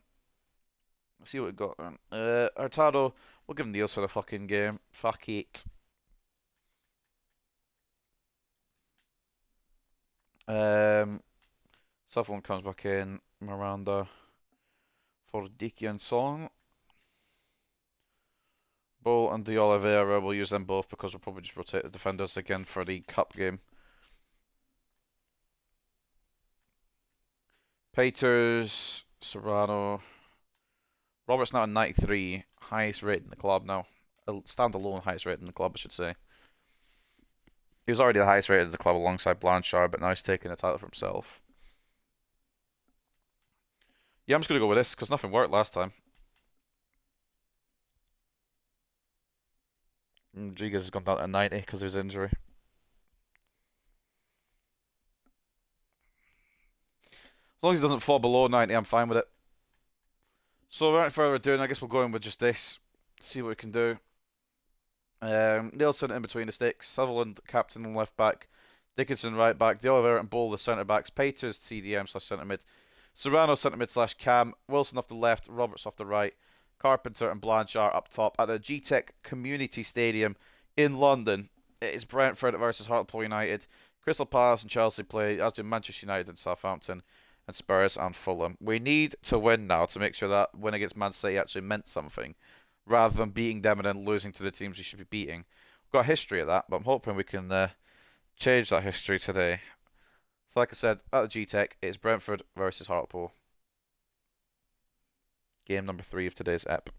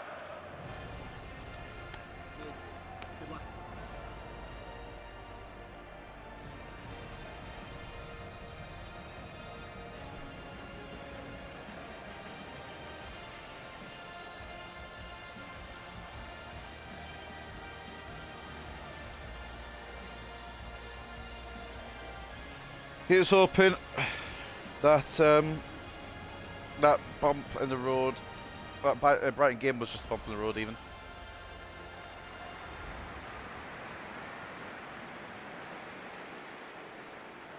And not a complete fucking pothole and we swerve off the road and fall off the fucking ground here. If we do somehow end this episode not top, I'm going to blame my headache. Thank you. Enjoy the game. Partly because I had a headache before I started streaming, partly because roadworks are going on and they're giving me a headache. Blame whatever I can blame, that's the case for me. Oh! Right boys, let's figure it out. Get back on the fucking horse here.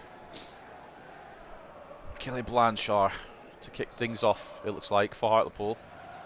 Just going through the where are they now stuff. Forgot how early we signed the Kelly Blanchard. Thought he came later. And I was looking for my commentary as well on that. 10 million release clause we had to pay for him. He was worth 4 million, but we had to pay 10 million release clause because he wouldn't negotiate for anything other than his release clause. And I said at the time that release clause is going to look like shit when we finally get him done. And I mean, he's now worth around 150 million, and he's one of our best players. So I was right, which is good. Good cut out there by Peters when De Oliveira didn't pass a parcel. Bull gets it initially. I knew it was going to bounce back to them. It's a day ending in Y, so back by De Oliveira again. Can I get out of my fucking area? Just fuck off a second, alright? Sutherland. Thank you. Player of the month, Sutherland. Get your player of the month card. Oh my fucking cheeseburgers. Good tackle. Don't know whose ball it's going to be. Brentford's. Well, there's 3 options there after one man. Odds are not good. Good save there. Elmas took too long to play it through.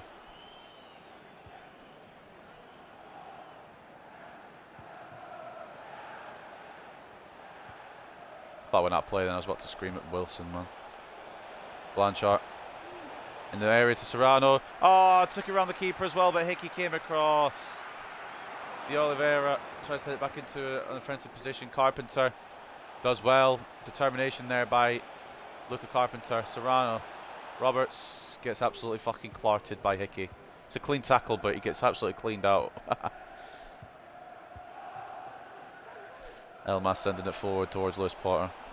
Ethan Roberts play at watch apparently for whatever reason. I don't know what he's actually done recently. Nielsen collects that. Is it because he went to 93 probably? They think he's going to be the best. I just hope somebody's the outstanding player who can win this game. Sutherland. Great ball through to Carpenter. Turns around Niakate. Turns around 2 men. Carpenter. Oh, we're not having one of these again, are we? Rossi with a very good save though. Oh, it's not going to be one of those where the keeper is just on fucking smoke.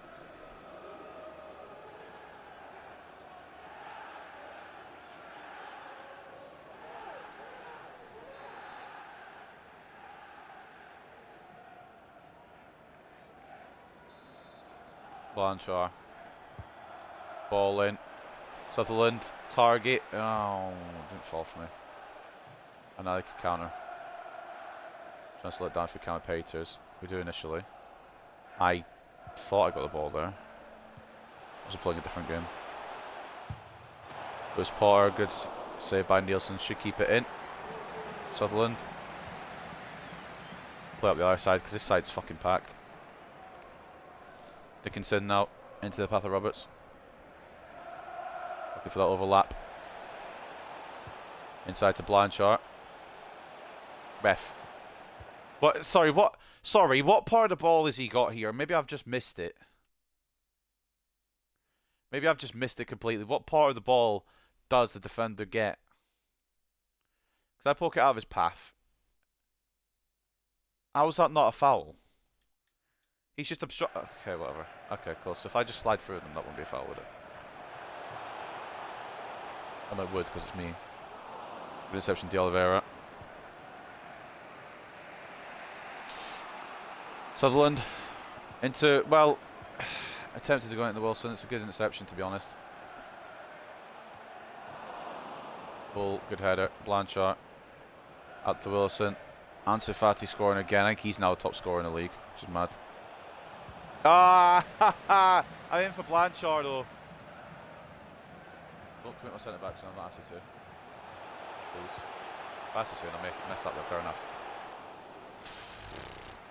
Intriguing play there. Could have just taken a shot on himself. Tried to backheel it to his teammate. Cut it out. Sutherland into the path of Carpenter. I can't get a fucking ball through, bruv.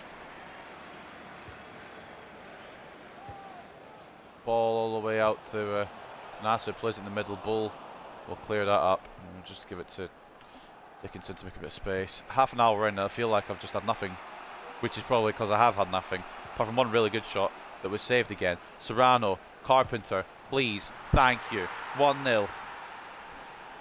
I'm so glad this man's turned his career around, because if we kept Carpenter and he put in the same form as he did last year, we'd be in like a mid-table battle at the moment.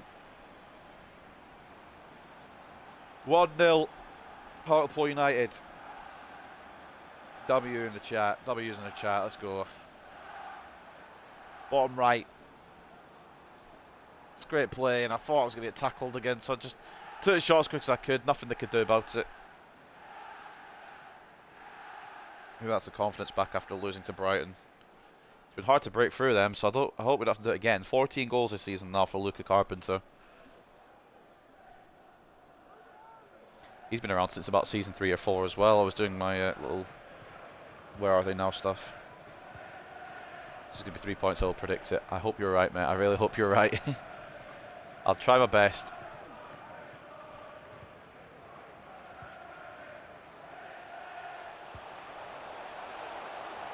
The thing is, I don't even mean to bring my centre-backs out all the time. Sometimes I do, but then I realise I've only got 2 midfielders, so it makes it a lot more difficult with this formation. It's a brilliant finish from number 18, to be fair.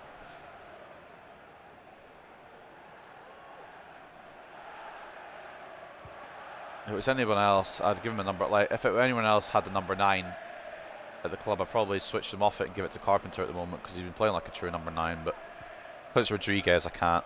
Rodriguez is my favourite player probably out of this whole team. Why is it such a heavy touch? Wilson, Carpenter, you're onside. Blanchard, inside to Serrano for 2 perhaps. Cooking, we're cooking. The oven's on. The food is in. We're cooking. Serrano finally, it feels like ages since he scored a goal. But finally back amongst the goals here. Patience pays off there. Wilson turns his man into Carpenter. Blanchard kept his run on side and Serrano was right there just to slot into the right hand side. A similar shot, if not identical, to Carpenter. But it's gone in, so I don't really care. United chance at the Brentford Community Stadium here. 7 minutes from half time, we've taken a 2-goal cushion.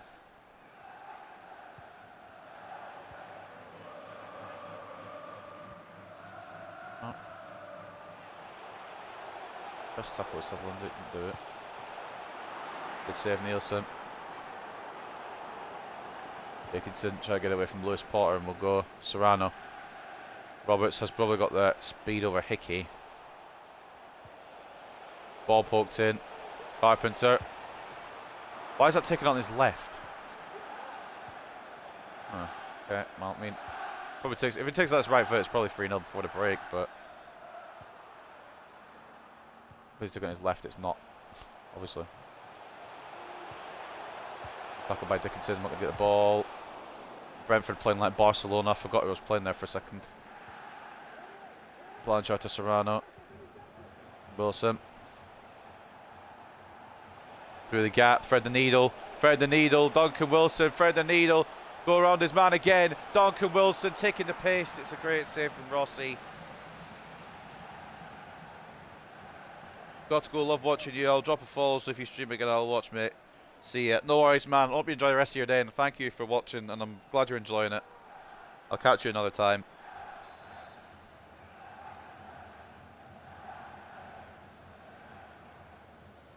Thank you very much, mate. Blanchard. Ball in. Towards Serrano. It's not going to fall to him. And that'll be half time. 2-0 up. 2 quick fire goals there after struggling to get through. Carpenter and Serrano. And Carpenter's been very good today.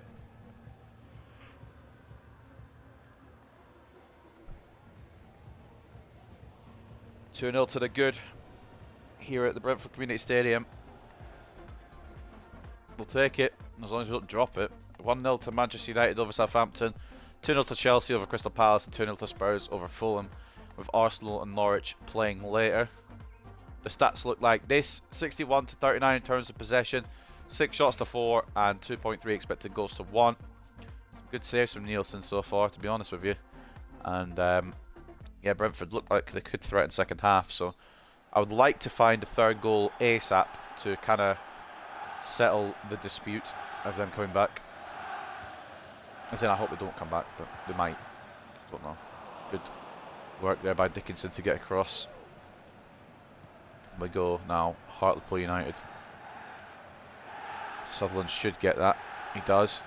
Player of the month for December. Carpenter, Blanchard.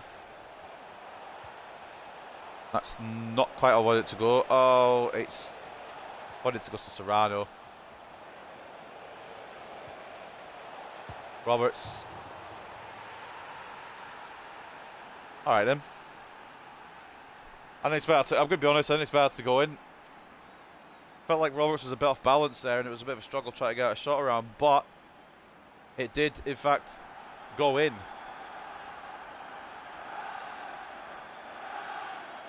Peters does so well to keep it alive, and Roberts pings it in off the right hand post. Maybe this is just us taking our frustrations out on Brentford after Brighton beat us.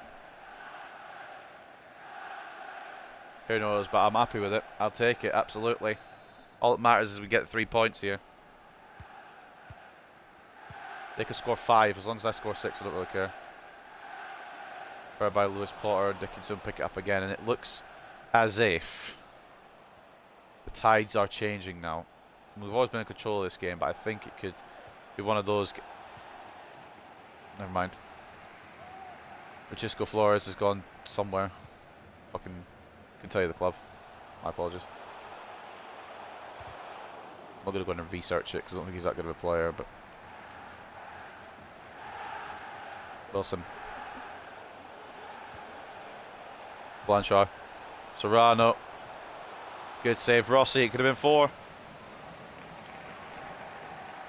Change for Brentford now as Keane Lewis Potter makes way for Ivan Ilic.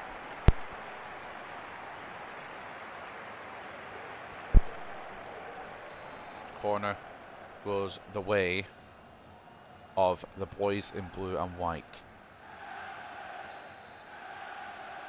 Blanchard. Knocked it in. It's not away. Roberts. Can't get it.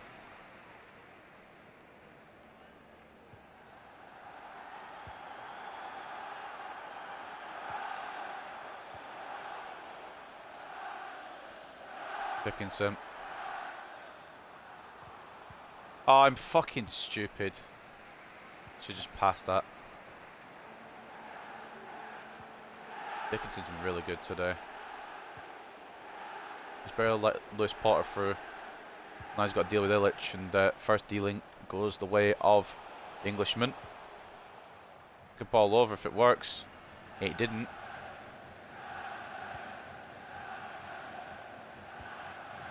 United chance now ringing out here at the Brentford Community Stadium. Wilson through to Sutherland. He's feeling confident now. He's got Carpenter, he's got Blanchard, he's got 4 for his team here, or helped to get 4 for his team. I thought he might have been offside there for a second, Blanchard, but it didn't go to him. I'll be honest with you, it was meant to go to Carpenter. Well, it's not the end of the world. It's worked out, and it is probably game, set, and match here. If we needed to sub people off, we could do now. I'm going to sub people off in a minute, but again, it's the FA Cup next, so I'm chilling. Oh, man's asking for an offside. I believe one of the centre-backs is playing him on. Blanchard gets the goal. Let's switch a couple of things around. Might as well. We'll bring Carlson on for some of the action as well. Rest Blanchard a little bit. Maybe give some of those 60 rateds a chance. I don't know. We'll see how confident I feel. Change is now being made.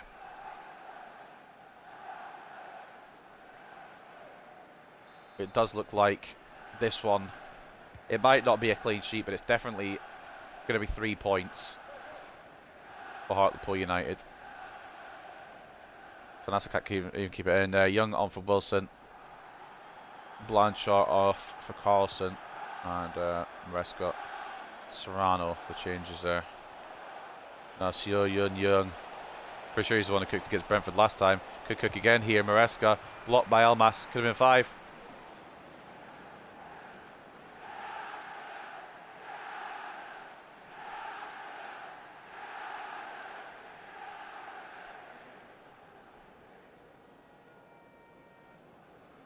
Roadwork's still going on outside. Fucking hell. They're loud. They asked me to move my car, but at the moment my car doesn't work, so I'm going to have to go around it, unfortunately. The tyre's completely fucked on it.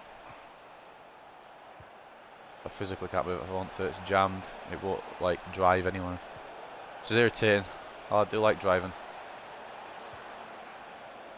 Peters. Tries one.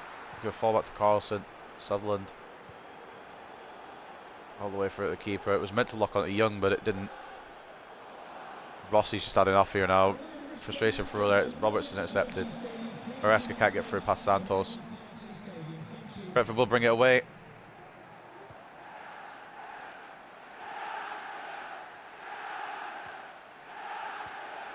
Good tackle. Oh, you stupid bint.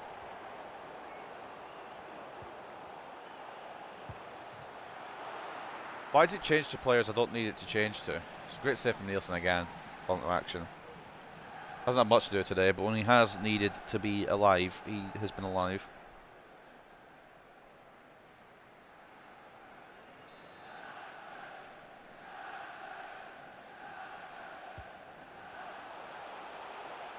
Probably should use him for Walsall as well.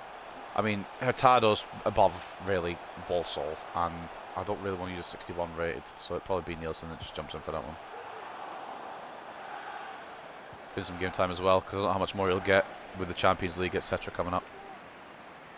Young. Towards Carpenter. I've absolutely shanked that. Can't keep it on the pitch. Just completely sliced that one. Didn't catch it right. Oh, rest Bull a bit as well.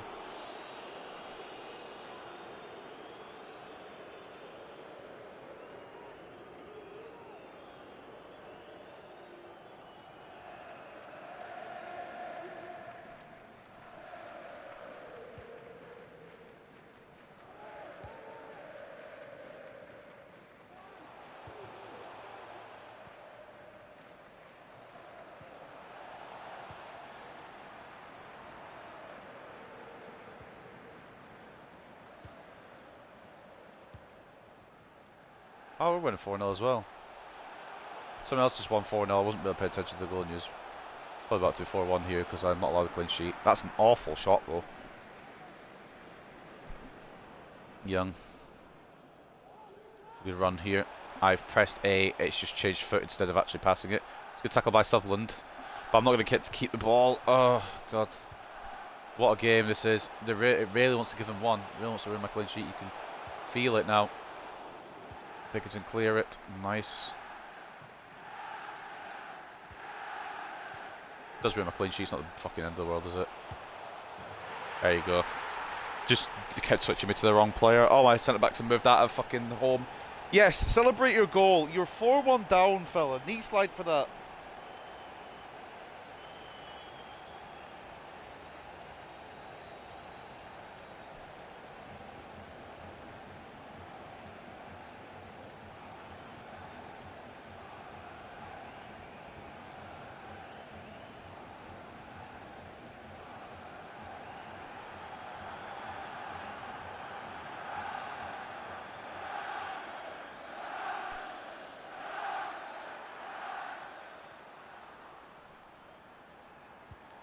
There's the goal that was on the cards because the game just want to give everything to Brentford there. So hopefully we can play normally again. Nope, it's doing the thing again. It won't get Brentford to get second. There's no way that... you're probably a nice guy, Yarmalik, but there's probably no way that you outpace Sutherland, respectfully. Play a month from one of the best in the league, it's not really. It's really trying. Make it look like Brentford have competed.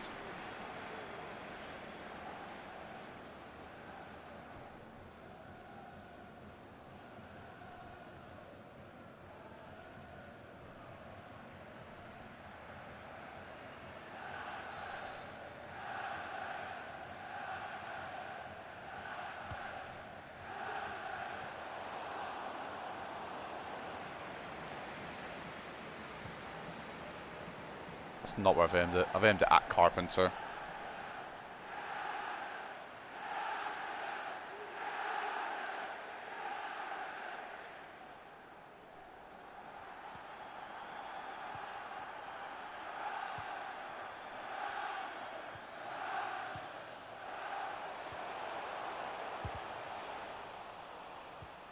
Let's just get the ball out of here for the try and score again. Carlson was the fucking... Okay.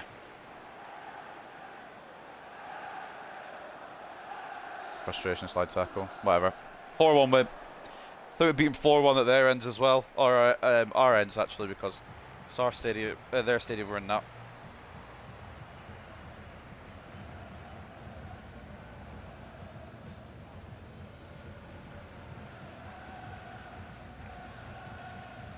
Oh, man. Well, we won. We're not allowed clean sheets in this league. God forbid we defend well and get our reward. It just doesn't happen. Doesn't happen. And I don't really care. As long as we're getting 3 points, I don't really care. Carpenter, Serrano, Robertson, Blanchard all on the score sheet today. It's a 4-on win. And 4 points clear once again of Manchester City. Which means that whatever happens in the rest of this episode, we'll top the league for the end of this one because we've all got Man United to play in league today. 60-40 in terms of possession, 12 shots to 11, 5.3 expected goals to 2.9. I mean, they probably did deserve a goal or two, but I would like to keep a clean sheet sometimes. You know what I'm saying? Man of the match goes to Achille Blanchard with a goal and an assist and an 8.8, an 8.4 for Roberts and a goal for him as well. Aidan Sutherland, player of the month, continues to show why. 8.1 and an assist. The left back Nielsen getting a 7.8 rating, 9 shots, 8 saves. They conceded 1 towards the end there, but it was solid to be honest overall. Carpenter with a goal and a 7.6, and then Serrano with one of each as well, getting a 7.6 before he was brought off. The other assist coming from Zakaria Peters, who got a 6.7. Taking a look on the other side of things, Raul Garcia then man of the match because he scored a goal and an 8.6. Probably got an extra rating for his celebration as well. So the game wanted to give him a goal there. Hickey was solid, 7.9, ended up playing at left mid for whatever reason. But fair enough, I guess. And the assist coming from Ivan Ilic, who got 6.8. Take a look at some of their players, some decent players on this side. Augustin Rossi in between the sticks, got 8 shots on his goal, 4 saves, 4 conceded. And this is how the rest of Brentford looked. So a good win that. Let's go to the post-match interview and hope that Man City somehow have dropped more points. I don't remember who they were playing, so... Oh, they already have played, haven't they? Never mind, I'm an idiot.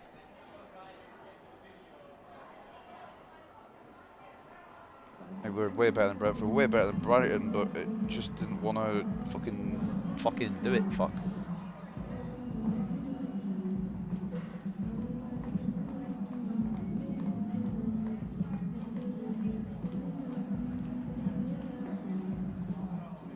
Quite happily fall asleep, honestly.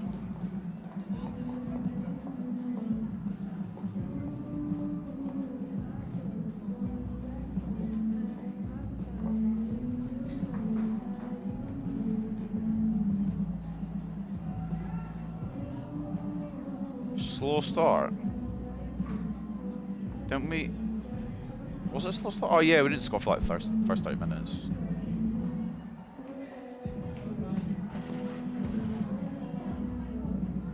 But we eventually we scored twice in the first half, twice in the second half. Eventually got the victory. So It balances out when you think about it.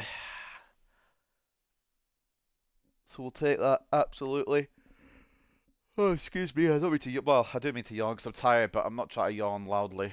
Ivan Hansen looks like he's going to go to Sarang. Looks like a good young player, to be honest, but we're just too far into the save to really find out.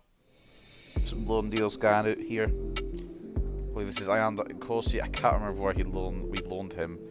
I want to say. I try to think before it comes up. I have no idea. Poland, maybe. We'll go with Poland. Poland's my guess. Argentina. Do you know what? Close enough. You win some, you lose some.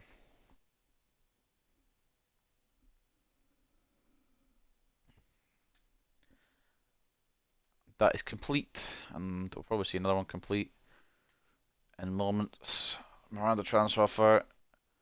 Villarreal want to give us Özgür Baran Aksaka, an additional fee of 64 million for Aitor Miranda. No, thank you.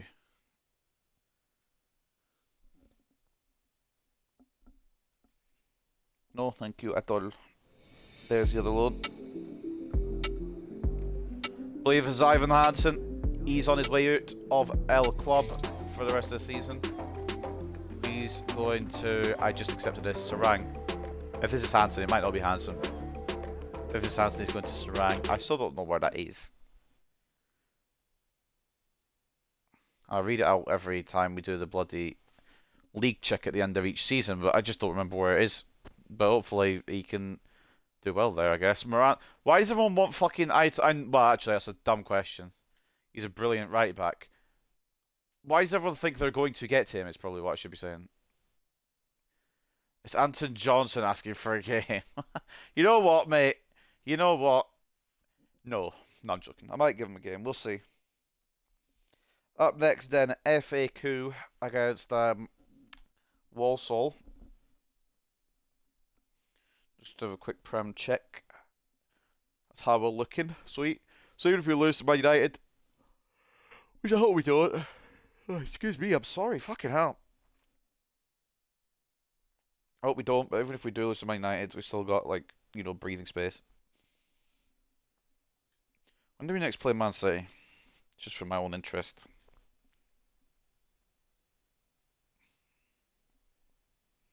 April. April the 12th, to be precise, and our season ends away at Spurs. Let's go away to Anfield as well in that final month. It's going to be a difficult one if we don't have it wrapped up by then, but I'm hoping we can do. Just save over. What was the actual financial objective? Because I've got finances now, and it says to do something here. Within the same season, sign 3 crucial players and make a profit of 129 million. We made a profit of nearly $500 million, and we've not signed a crucial player. We're not going to sign a crucial player either. So we're going to have to just hope that we can actually do the success that the board wants. Any update on Mr. Partridge we were looking at? I can't remember how long he's... I think it said 18 days once I scouted him, but it's not been 18 days yet since I scouted him, so he's probably nearly there. He's not nearly there. Is there a way to check? I suppose I could just search his name, couldn't I?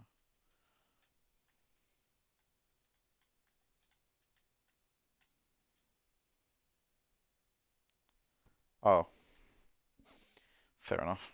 One more day we have to wait. So we'll play the Walsall game and then we'll see what we're saying there. And then we'll try and bring in that new striker from Manchester United, perhaps. Maybe even give him some minutes. What I'm going to do, though, is I'm going to sit up here now and we're going to get this Walsall game won, hopefully. What are the other round 3 games? Any big ones? Any big cup ties here before we go into this?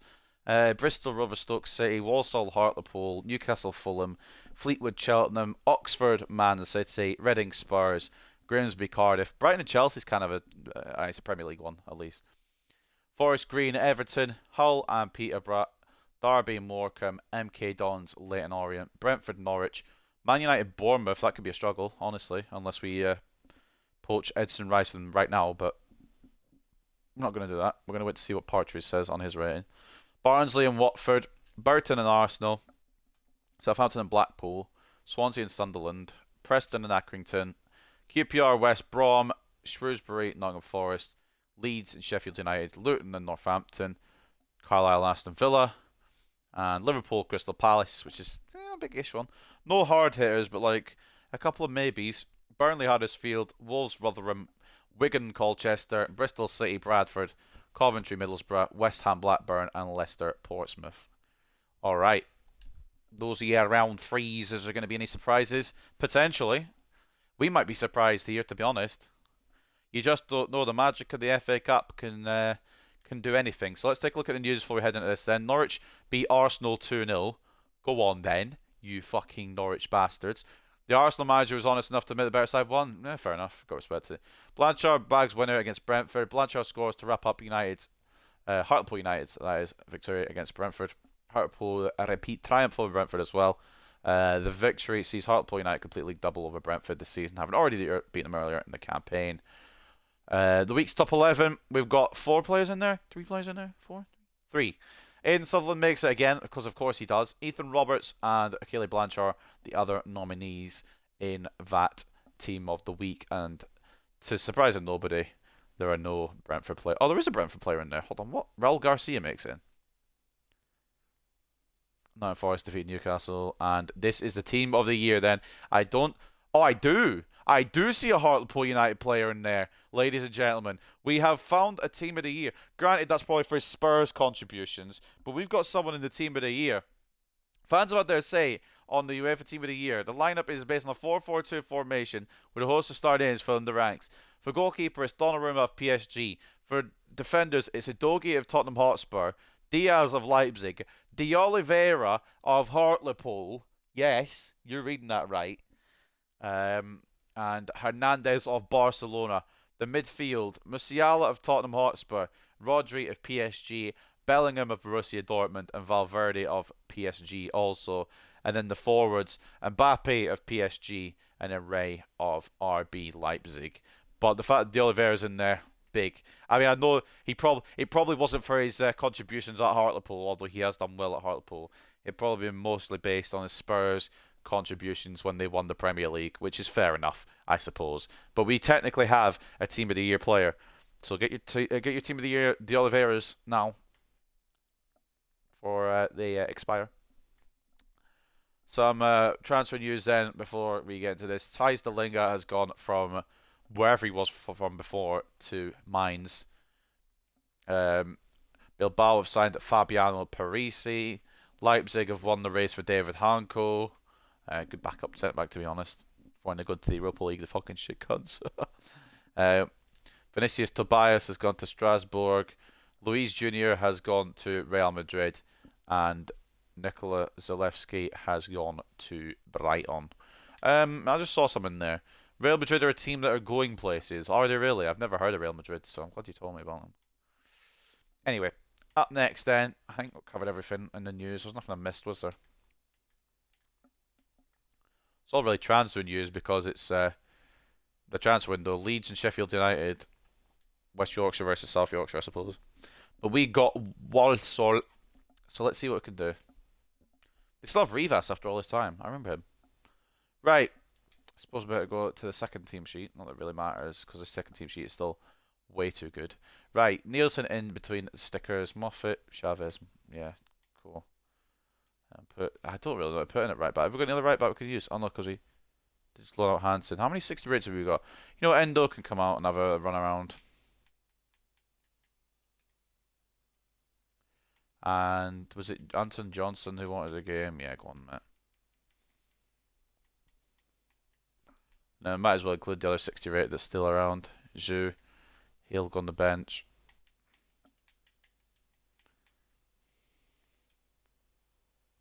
Let's go Miranda, fuck it. Diop and Maresca. I mean, we can't really rotate much because we've kind of just got the best team now. It could be a patterning of epic proportions, to be honest. The ones that I would have probably used here, now I can't speak. The ones that I probably would have used here have gone out on loan now. So It's fine. Why am I a lamb? Well, stop it. Fine, fuck it, go there. We're going to win anyway, I think, hopefully. We've got all 80 ratings apart from the wingers. And that is because we've loaned everyone else who would be probably rotated in out of the club. So Nielsen in goal, Moffat and Miranda as the full-backs, Moffat captain in the side, Chavez and Martin as the centre-backs, Diop CDM / centre-mid, Maresca centre-mid / cam, End off the left, Johnson off the right, Carpenter and Carlson up top at Court Lane.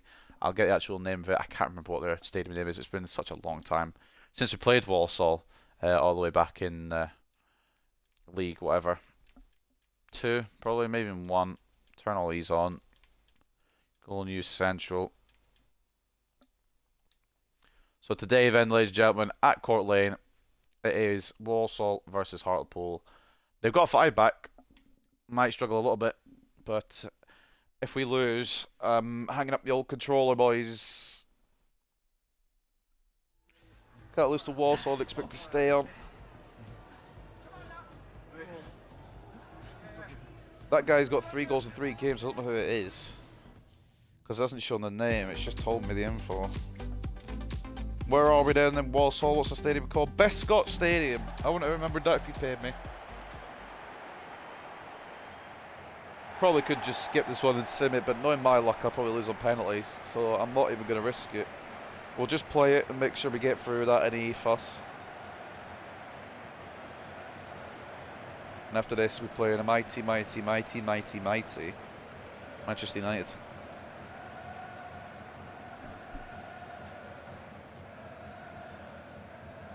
Also see if we can find... Well, we have found. See if we can sign a striker. At the moment, it looks like it's going to be Edson Rise to come in and just provide some backup. But that could change if Partridge is actually somewhat decent overall.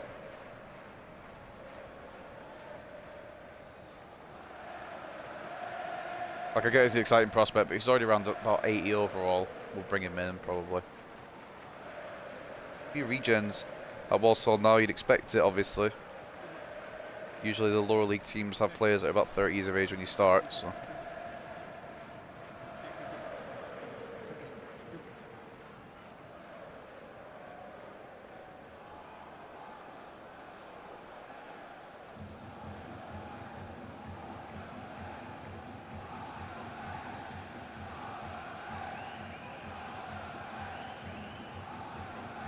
Senior games here now for Johnson and Endo. I don't know if it's their first minutes ever. Might be their first starts. Endo had some minutes against Basel. But I can't remember if I brought Johnson on at all. But he asked for the game, and what a better chance to give him than against a league. Well, I don't know if the League One at this point, but a lower league side in the FA Cup. In real life, they're in League Two, but we're 9 seasons in here, so they could be in the Championship for all I know.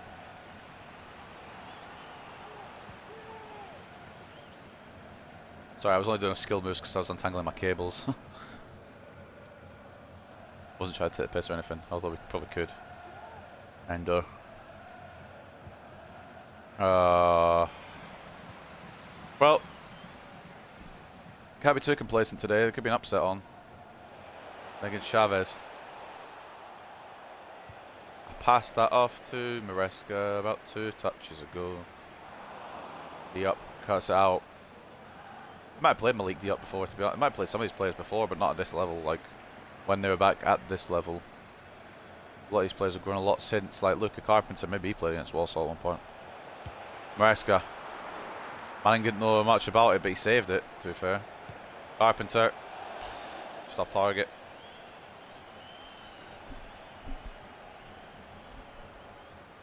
It'd be funny if we... I mean, as much as I want to win this, it'd be funny if we don't.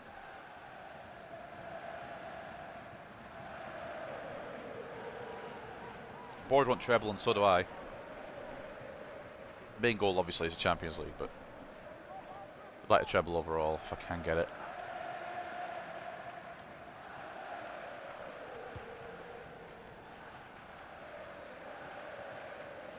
Wish I kept Aidan Morgan around, actually, to be honest. Just these FA Cup games. I suppose we'd only have a certain amount of mileage on them, so it's probably best that we loaned them out. Oh, fucking hell. Oh, fucking hell.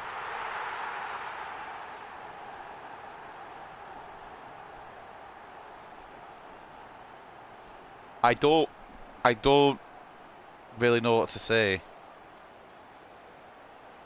Um, I was fucking around with the defense a little bit, but I'm expecting the keeper to save this. I think such a really good finish into the bottom right, and Rivas, who we knew about before. I think he scored against us when we played Walsall in the leagues. He scored again here. Been a while since we've seen him. Edson Rivas. Christ, boys, we aren't going to lose this, are we? 1-0 Walsall.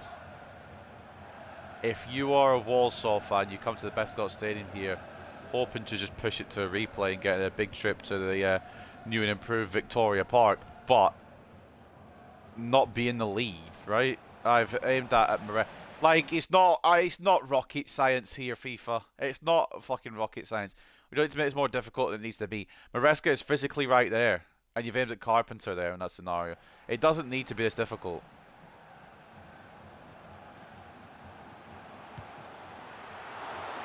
Christ almighty. Man City are using Haaland, right, guys. I'm not being funny like, but relax a little bit. They're Oxford.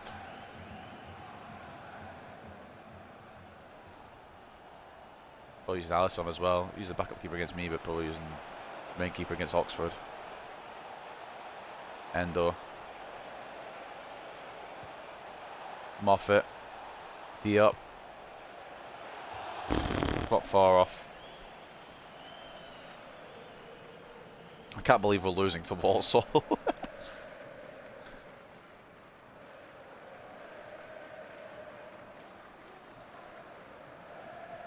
I mean, we should win this, but fair play if they force a replay or even beat us. One of the big shocks of career mode history. And last year, I'm pretty sure we lost to Plymouth Argyle in the... Or maybe it wasn't last year, but recently. Maybe the season before. We lost to Plymouth in the Carabao Cup 1-0. I can't remember which season it was, though. Carlson, is there any need to be a fucking moron? The answer is no. Just reference. Martin closes it down. Chavez, if a centre-back partnership with Chavez and Martin can't keep a clean sheet against Walsall, I don't know what to tell you. Just fucking go to the player. Right, Johnson, part 2. Lovely. Carlson, Maresca. The longer this game goes, the more I'll get concerned that we actually won't do this. For now, we're fine. Oh, fucking bollocks. I just want to be able to press tackle, and it tackles. Basic shit in this game sometimes, just the quality's required. Oh, fucking hell. Genuinely getting a bit concerned. I'm only 25 minutes in, but it could be one of the most shocking games to ever exist. From 9 years ago, this would just be a normal League 2 clash. Now it's, you've got to be back in Hartlepool all the way. Carpenter. First of all, mate, I don't know why you're facing backwards. Second of all, why have you shot it like that, I suppose, I guess is the next question. I've lost a header with Diop to a League 2 player. Martin, I don't... Okay, yep. Walsall are potentially going to be causing the shock of the century. Johnson, great run-in. Gets blocked. There ain't no way we fucking lose this, right? I beg. Carpenter. Maresca. Carlson. Nah. There ain't no way we're losing this one. Look at Johnson on the corners. I'm going to just call it short. Where's it Endo? I don't remember. I've never used these players. Probably Endo. It's on the left hand side. Carpenter. Chavez. They get the ball when they tackle. I get the... What the f... Okay. Oh, gave me the football. I get that they're Walsall and everything. Oh, Bradford are losing as well.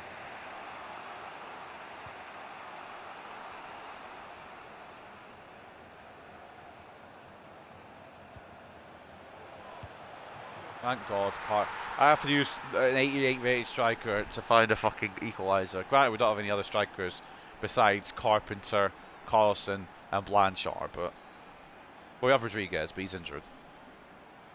Thank God.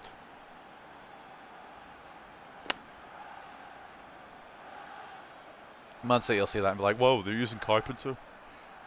Like when I said, "Oh, they're using Haaland." Oh man. We actually had to go down 1-0 to Walsall to find something. Well, we didn't have to. But, okay, we went down to Walsall. Criminal offence, honestly. Good tackle, Martin. Out to Miranda. Martin running forward. Go on, mate. Go on, fella. Go on, fella! Ike Martin! A striker's finish. I guess it is Walsall. A striker's finish from a centre back. Ike Martin made the run forward, and it'd be silly not to use him. Look at that. Ike Martin just didn't give a fuck, mate. He's like, yeah, have that. If the one thought in his head was smash it as hard as possible, and that was as hard as he could smash it, we need to. I know he's a defender. We need to teach him some shot power.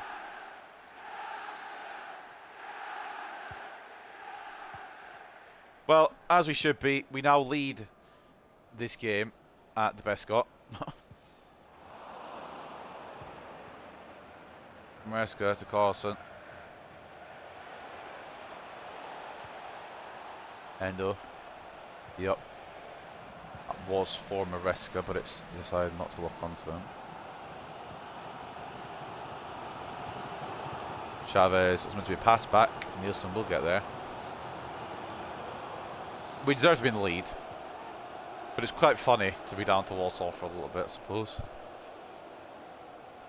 Cup upset was on for a little bit. I'm not counting my chicken before they hatch, because this game does. I think Carlson just made it 3 before the break, but this game does like to cause the cup upset, whether it's me or it's anyone. Number 3 put away by Jesper Carlson, and that should seal the deal. The key word being should, but we concede to Walsall once. How many times can we really concede to Walsall?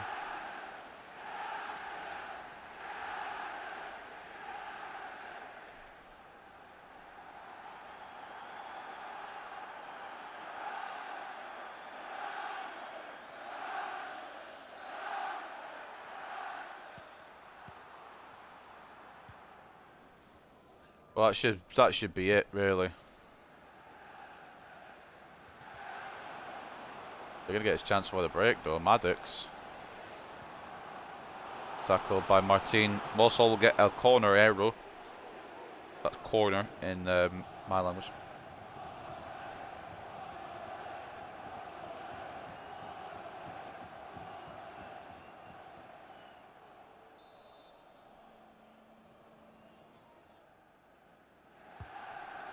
Ball in. Headed on target. Held by Nielsen, though. Walsall ain't exactly rolling over, but we should have this sorted, signed, sealed and delivered, really.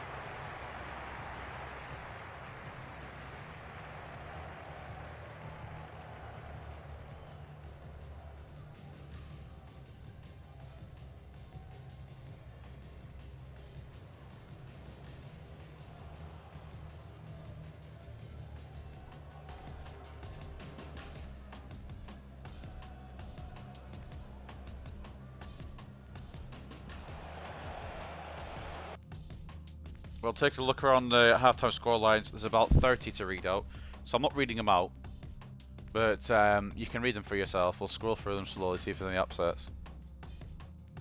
Burton leading Arsenal. You just never know. You never know. The magic of the cup. I mean, Walsall were leading us. I'm assuming Arsenal will bring it back without any issue, but Christ. Let's see if there's any other shocks. Rotherham leading Wolves. The way that Wolves have built their team in this career mode, that's a bit of a shocker. I'm curious to see by the end if there's any actual crazy eliminations from the FA Cup third round. As it stands here, the best score is 3-1, as it bloody well should be. We really shouldn't be conceding against Walsall, actually, but you get the point. 66 to 34 in terms of possession, 9 shots to 3, 3.8 expected goals to 0.7. It's, yeah, it's what it should be really, except for the fact that they've put the ball in the back of the net. We shouldn't be conceding to Walsall. But I suppose it's pretty funny, isn't it?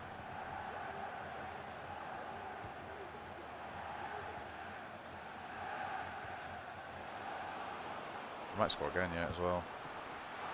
Straight out Nielsen. I don't think they'll roll over. I was thinking of maybe try to whitewash them in the second half, but I don't think they'll be anything like that. They've put up a good fight, and again, it's a great run. Intercepted, but it's been brought back to Jesper Karlsson's attention. Maresca. Oh, great touches, and oh, yeah. I didn't expect it to pass it off right when I slid. So probably a booking for Fernando Maresca. Middlesbrough lead. Oh, Christ almighty. Yep, there's the yellow. As expected, yellow card.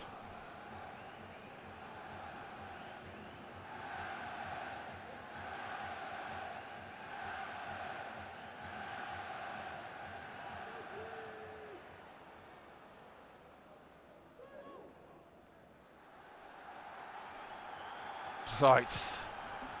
Okay, that's... Do you know what? He's in open space, he can probably win it. You can win a header against open space when you're 5'6". You would hope. Leaked you up.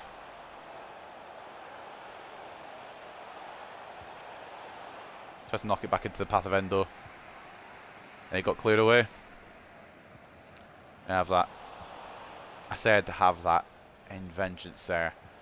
With an 87 rated centre back tackling a Walsall player. We are not the same. Johnson. One of the few that haven't picked up a loan yet. Carpenter. Diop. Maresca. Very good performance in here, stand him in good stead.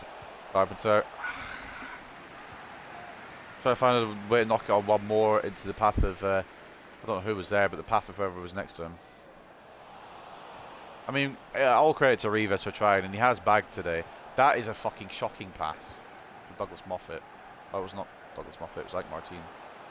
My apologies, Douglas Moffat. You weren't involved. Oh, just pass it to the player, innit?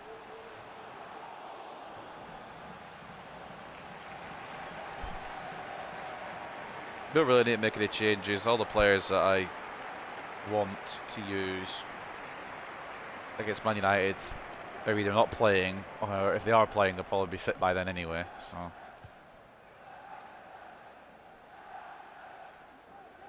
limit changes. It probably will be minor ones that won't affect the scoreline much.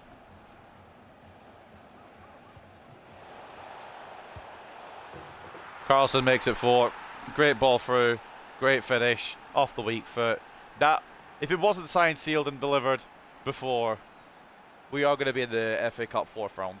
I don't think it was any gonna be. I can't speak. When Walsall took the lead, I don't think there was going to be any doubt that it was just a shock lead for a moment. It wasn't going to remain that way, and it has come to fruition. That's a great ball through by Kento Endo. I've got to give all the credit in the world. And Jesper Karlsson lifting it over the Walsall goalkeeper to make it 4 here on the day. Let's see if we want to make any changes, actually. Yeah, fuck it, let's give Giroud a run out. Endo's done well. Give Giroud a run out. And we'll put on Dickinson as well, because I want to keep Miranda fit for that game against Man United. Probably could bring Maresca off as well, but I'm not doing. Serrano seems to be a big game player against Man United, so we need him as ready to go as possible.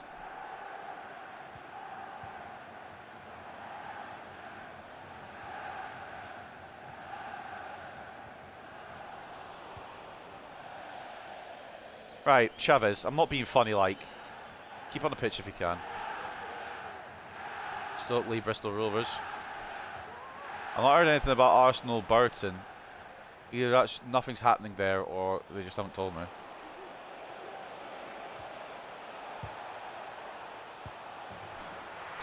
Couldn't score it with Carpenter because the defender got in the way. But Anton Johnson gets his first and probably only Senior goal for Hartlepool to make it 5. Took too long to shoot there with Carpenter, to be honest. I actually wanted to first time shoot it, but I didn't for some reason.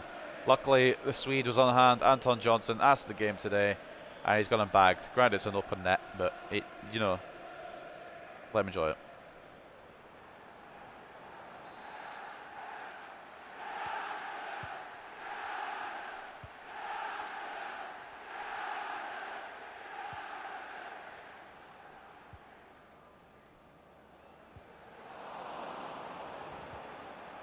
Win it back, and we go again. It's not the pass we were looking for, but it is going to work out. Johnson again. Carlson. It's a hat-trick for the Swede. Swedish connection. Anton Johnson.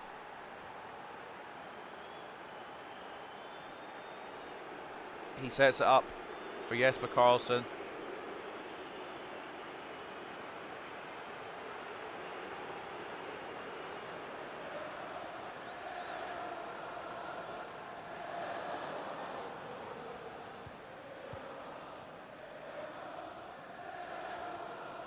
I mean, it is game, set, and match here, and it has been since we went 2-1 really. There, you know, it's more how many is it going to be at this point? Dickinson got caught sleeping, and Rivas nearly found one again. Dickinson can get that clear. I think he's just skimmed off the post from Edson and Rivas.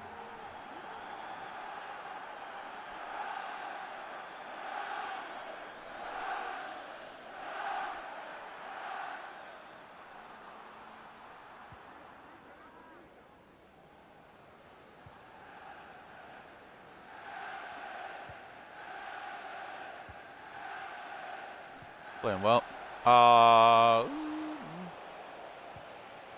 Sorry, malfunctioning there. Just stat padding at this point. Try to give Johnson something before he possibly goes out on loan. He's got 2 goals now today. Done very well. I mean, it's Walsall, but it is a whitewash here, to put it mildly.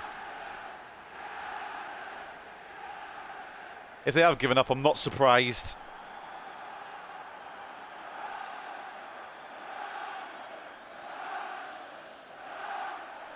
How many are we going to get? Still got 12 minutes left yet, boys. Johnson could be on for his hat. Well, Johnson is on for his hat trick, but he could get it.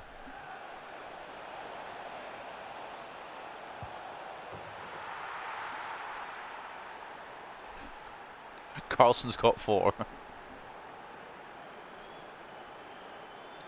It's a whitewash.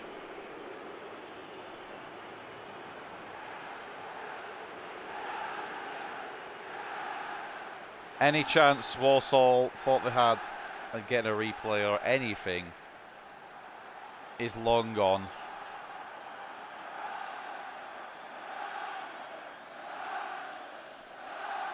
Do you know what, we'll just bring on Blanchard because Carlson scored enough now. Just give him a break. If he's score, I mean, it is Walsall, but if he's scoring like this, we need to keep some in the tank for United.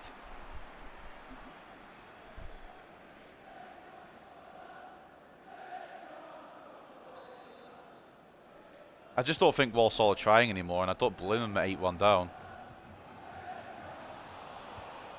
I mean, we're just trying too hard. Maresca gets stopped there, partly by the defender, partly by the goalkeeper. Diop, Maresca, Carpenter, try to find Johnson. Yeah, it's not going to be no 8-1 next game, ladies and gents, because up next we've got Manchester United. So enjoy the goal fest now, because it might not be the best of games next. You just don't know. Good block by Chavez, and we'll get it away. Block this time by Martin. Walsall just tried to take something else with them here. It's been a day to forget, so to speak. put it lightly, I guess. I'm not going to complain about misplaced passes, actually, at 8-1, am I? I was going to. I was about to complain why it went past my striker, but it's 8-1. I don't think there's really any necessity to complain. Great save to prevent number 9 there. D up. Carpenter. Blanchard. Keeper's now woken up at 8-1, has he?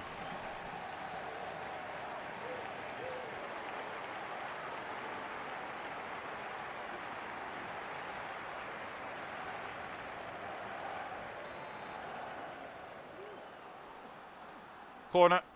Maresca just going to whack it in for funsies. Carpenter won a header. Friendly reminder, he's 5'6". Two Warsaw players fell over each other. That might explain why my small striker won the header. Launching a bit further, try to find Blanchard. It's cleared away. It's now put back in by a Warsaw player, which not the move. Johnson gets tackled. I mean, it's been over for a good while now. I don't see the need for 5 minutes of added time personally, but just me, I suppose.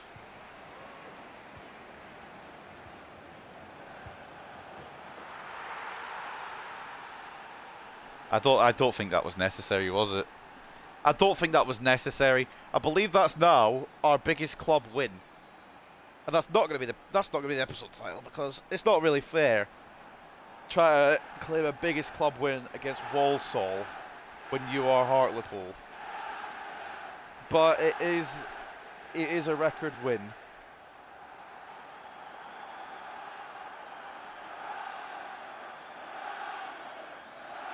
It's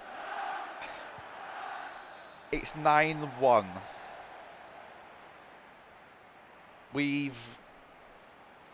Not only have we scored a lot, we've probably gone overkill, to be quite frank with you.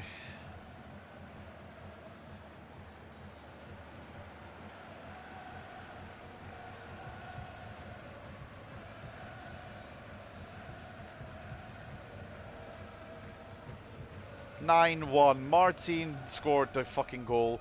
A bloody, not even a header, he ran up the pitch and bagged.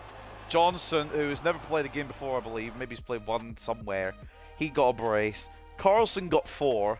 Pretty sure Carpenter got the other 2. I can't keep count. What I do know is we progress with some. It's the biggest win of the episode and of the career mode in total. 64-36 in terms of possession, 20 shots to 8, 9.1 expected goals to 1.9. I mean, you can give the man of the match to anyone. It's not really fair to have a man of the match for this. I don't want to keep switching. Oh, I'm leaning on my controller, that's why. But it's been given to Carlson, which is fair enough, because he did put 4 in the back of their net. 4 goals for Carlson and an assist and a 9.5 gives him man of the match. 2 goals, 2 assists, and a 9.5 for Luca Carpenter. Anton Johnson did well, to be fair. He asked for the game, but he did well with it. 2 goals and an assist and a 9.3. Ike Martin running up the pitch, scoring a banger. 9.1 for him. Fernando Maresca with a hat-trick of assists, actually, and an 8.2. And everyone else did alright, to be honest. But the fact that Zhu came on and done a better job than Kento Endo, despite getting an assist, is quite funny. 6.9 for Kento Endo, who got the other assist. And it's, yeah, a bit of a masterclass from us. If you can pick one from that bunch of Walsall players, I feel so bad for them. Didn't need to do that to them, did we? 7.3 for Isaac Hutchinson is the best rating, alongside Jose Luis Pacheco, who got an assist in 7.3. The goal came from Edson Rivas. But just to put it into perspective, these are the Walsall player overalls. And the fact, if you concede in 9, it's still not the worst player, Tyler Manning. Fair play to you, mate. 16 shots on his goal, 7 saves, 9 conceded. Respect it to an extent, I suppose. And as for us, we probably shouldn't have conceded at all, but we did. And I don't even see where Nielsen is. Oh, there he is. 3 shots, 2 saves, 1 conceded. The fact that they went 1-0 up as well, only to just fucking ship 9. Well, we know Carlson scored 4, so let's see them all. Here was the first one. This was 3-1 at the point, just before the break. Carlson Had an open net to plough it into, and plough it into. He did. Great ball for Carpenter. Played across. Wasn't necessary to play it across. Probably could have scored with Carpenter. But Carlson finishes off with devastation. Kind of farmed Walsall a little bit, to be honest, didn't we? The second Jesper Carlson goal was to make it 4-1. It's a brilliant run through by Carlson. And it's a hell of a ball, to be honest, for me, by Kento Endo. I don't know how many more times we'll see Kento Endo, but that is a dream pass. And it's a brilliant finish as well by Jesper Carlson off the weak foot, might I add. And that was goal number 2 of the Swedes today. Why did I struggle with that so much? Goal number 3 came when it was 6-1 here. Anton Johnson bringing it down the line, playing it back into the path of Jesper Carlson, who lashes it into the top left with his weak foot. Wasn't necessary by this point to just power that, but I did anyway, because I don't care. Absolutely curving, slicing all over the place. It's a great finish, but it is Walsall ultimately. And then the final one of the quartet, I believe this is number 8. Ball through, grounds the keeper, finishes it off with ease. Ball through, I believe, was by Carpenter, but I could be wrong there. Yeah, it's very unfair. If I had all the 60 rated players that I just loaned out still, I'd have used them.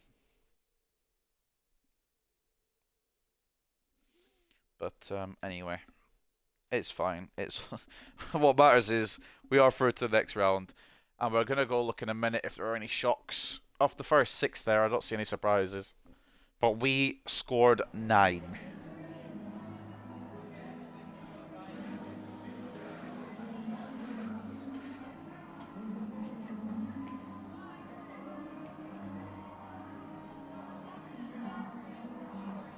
Did you expect such a commanding win? I mean, yes, I did.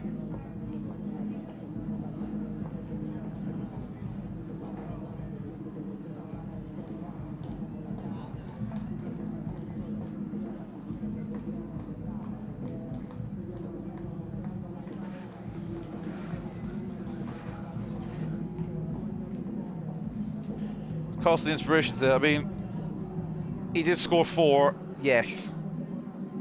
But you have to look at the opposition.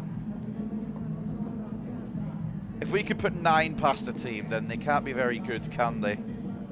I'm going to go check where Walsall are after this. The funny thing is, the scoreline didn't even flatter us. We could have had more. We could have actually had double figures. But 9-1. So I'm stuck. Do I go for a 9-1 title or do I go for a Sutherland Player of the Month title? It's a difficult one. 9 inbox messages. Right, so there's your development schedule. Has he reached his potential? What stinker? He says his potential at just 61 rated. Get him gone. At least Ken Toledo has something about him. Christ almighty, who is the potential at 61? I remember one of the stinkiest players we've ever produced, and he'll have to go into the fucking report as well. Oh, because it was the Chinese free agents I think I had to sign, didn't I? Or the Asian free agents, so I signed 2 Chinamen. I suppose they'll be involved in the fucking thing, won't they? They're not going. Why aren't they going?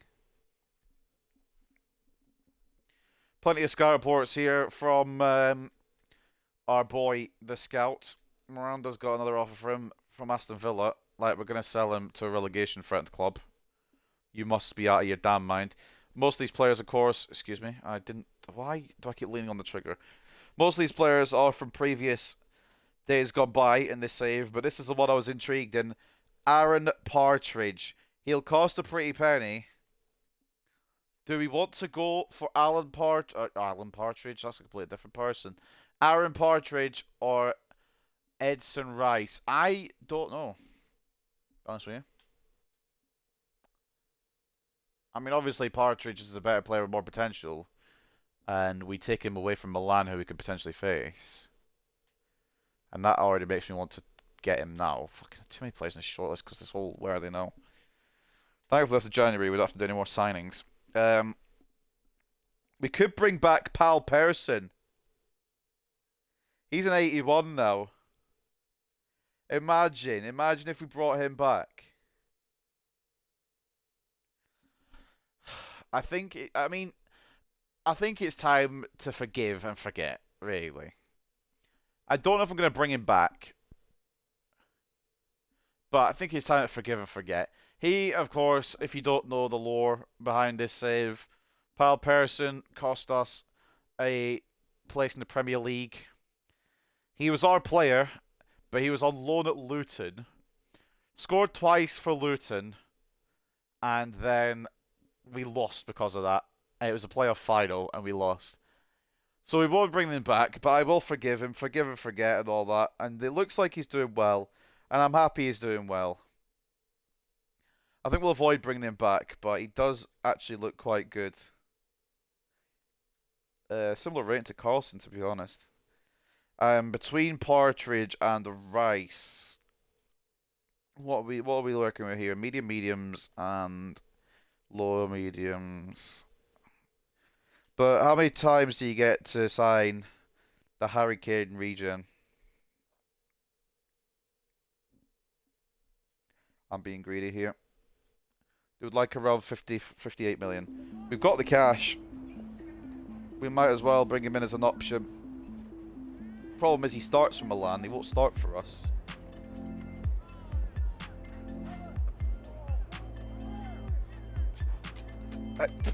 Fuck off.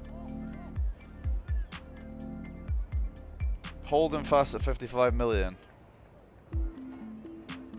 They want 62 million with a sell-out clause. Tell you what, take that sell-out clause off. Drop it to 60. You got a deal. Right. So we have found our extra striker till the end of the season. It looks like, I'm not going to assume anything, but it looks like it could be the Harry Kane regen. Aaron Partridge will be coming in, hopefully, if we can get this negotiation done. We can have him as an option against Manchester United and just see what he's about. But 6 foot, tank of a man, rotation, he'll probably accept that, he'll be fine with that. It is dropping down a bit, but you're coming to Hartlepool, mate. You're going from Milan, a team that maybe, possibly, might have a chance of winning the Champions League, to one of the favourites. 5 year and wage, well, bash in 60k on him. See what he says on that. He's fine with that. Get it over the line, innit? Get it over the line.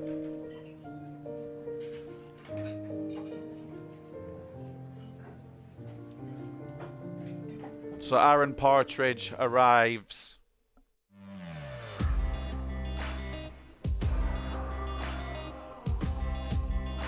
An extra option in case of emergency. Say if Carpenter, Carlson, Blanchard get injured, as well as Rodriguez. We've got Aaron Partridge to bolster the striker ranks till the end of the season. And if it does go to a season 10, it probably will mean the end of one of the current strikers, as we will probably prioritise this man, because he looks very good. But I'm hoping it doesn't have to go to a season 10, so I can keep all the boys around. An A rating there for Aaron Partridge's signing. 60 million was the fee. Best possible deal would have been 55, which we tried to go for initially. So that is a man that is very, very good. And he'll fit in straight away. Aaron Partridge, absolute baller of a man. We'll get those work rates to high, or not to high, but to high attacking work rates anyway. And we will give him a new shirt number. What do we give him? Well, he can't have anything before 13. He's not having 9. He's not having 10.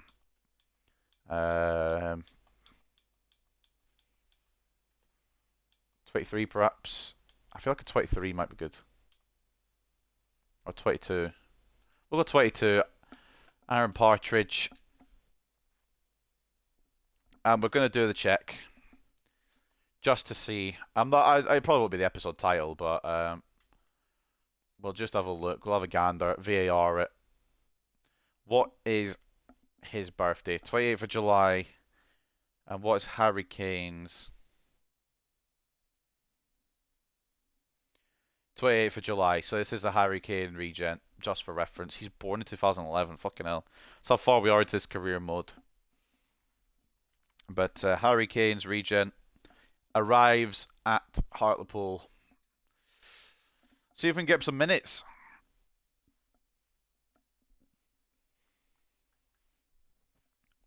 I don't know if he'll come against Manchester United, but you just never know. Ike Martin for 93.8 million. Not on your Nelly. Same for Item Miranda. He's not going to Wolves. If I'm selling people somewhere, it's definitely not Wolves. Interesting, Fran Marino. Could go to Udinese from Getafe. Fair play. Problem is, with some of these, it'll say interesting somebody, but I'm just looking at them because I want to see what the rating is for the where are they now. Felix Chavez offer from Verona. At this point, we're probably just going to keep the players we've got around. And Aito Miranda. Gabriel Cordero, 73 overall and 78 million. No, thank you. Game's freezing up a bit. I don't know if there's something up with it. Billy Bull for Coop Miners and 37.9 million. You know what? We'll stop you right there. No exit for Billy Bull. And some more of the where are they now is coming through here. Quite a few, as you can see, with Douglas Moffat getting rejected there. I'm not going to Angers to link up with Jackson Barlow, unfortunately. So we'll save it over, and then we'll get into this final game of today's episode. Now, do we go for Harry Kane regen title, Sutherland Player of the Month title, or club record win? Just to confirm that, by the way. Club record win, 9-1 versus Walsall, January 2031. So it tells you when I did it, so you know it's an FA Cup game rather than a league game. But the final game then today falls at my favourite team, Manchester United versus Hartlepool here.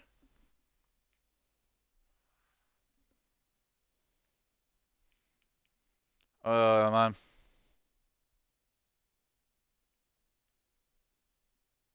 There we go.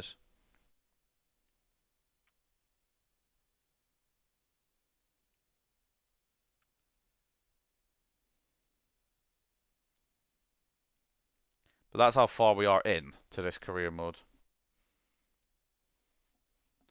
Harry Kane's regen is available. Let's take a look at the news then before we head into this final game of today. 4-goal Carlson undoes Walsall's defence. Hitting 4 goals against the stunned Walsall side. Carlson certainly managed to impress the home crowd.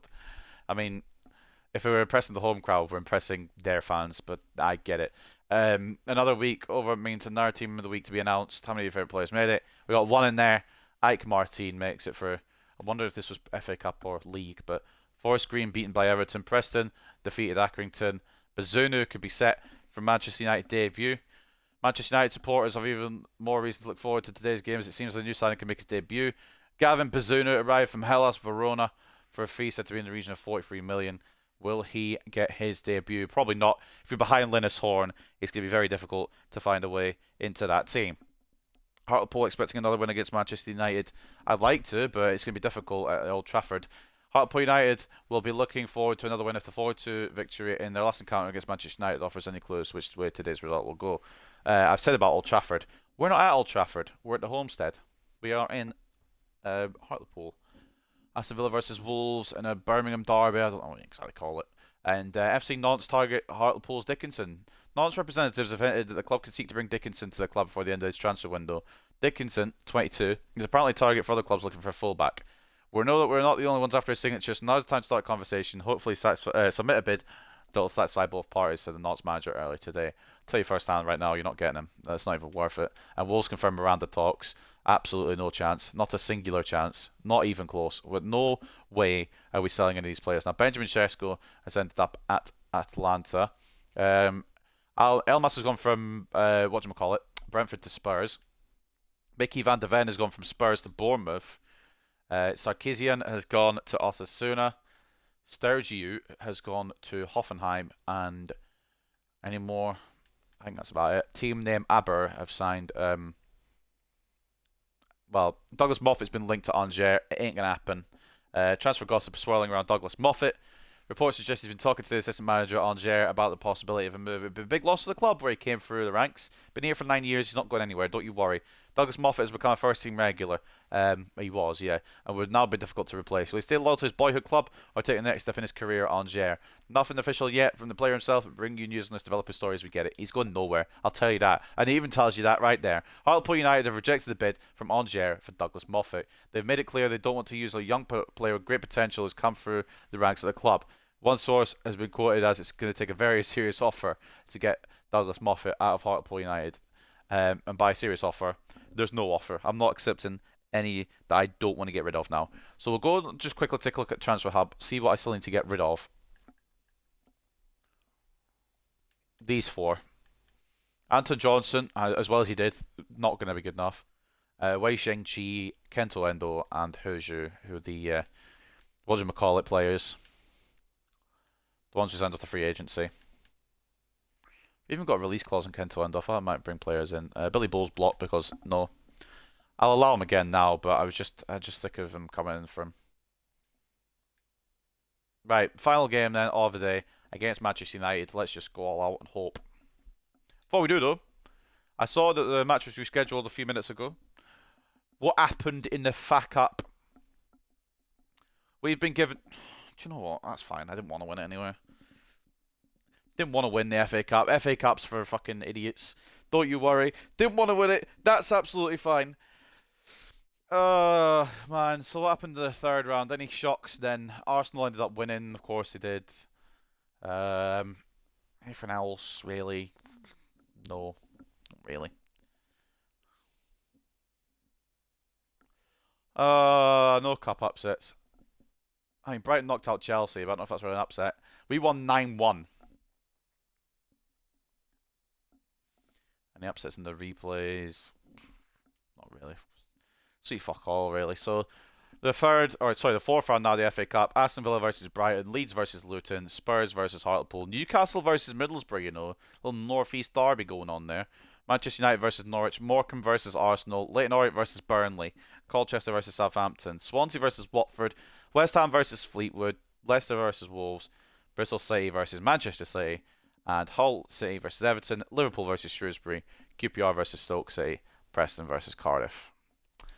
I'm just curious when this falls as well, because if this falls right before we start our Champions League round of 16, I'm going to be fuming.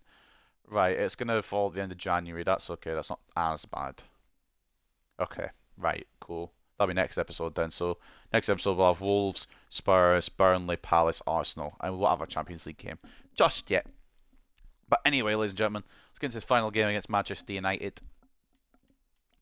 They're going to be going all out. We're going to have to go all out too. Hurtado, Sutherland, De Oliveira, Bull, Miranda. Yep, I don't think we need to change anything. I don't think we need to change anything. Except for Partridge, we'll get some moment on the pitch here. I can't drop Carlson. He just scored 4. We'll do that. And Partridge may get some minutes depending on where we're at in this game. So this is the team that we're going to use against Manchester United at Victoria Park. Hurtado in between the sticks. Sutherland, left back and captain. Right back, Miranda. De Oliveira and Bull are the centre backs. Peters, CDM / centre mid. Serrano, centre mid / cam. Wilson off the left. Roberts off the right. Carpenter and Blanchard leading the line.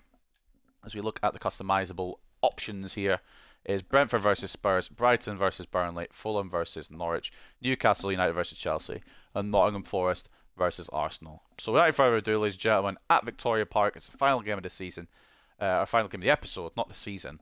It's a mad, mad team that they've got, but I'm excited for it and ready to go. Let's see if we can beat Manchester United once again. At Victoria Park, it's Hartlepool United versus Manchester United. And it's live.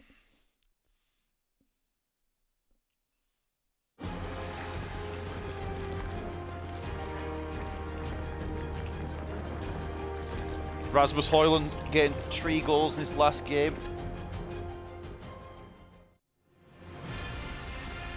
Oh, well, we've made probably our only move in this transfer window. Another striker option just in case. We've got Aaron Partridge from Milan for 60 million.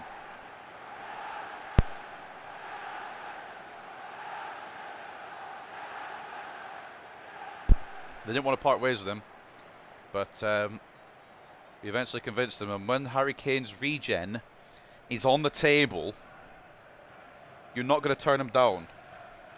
Especially if you're somewhat thinking for Season 10, in case there is a Season 10. Which I bloody hope there isn't. But hoping is not enough, because I am not good enough at this game. Good luck.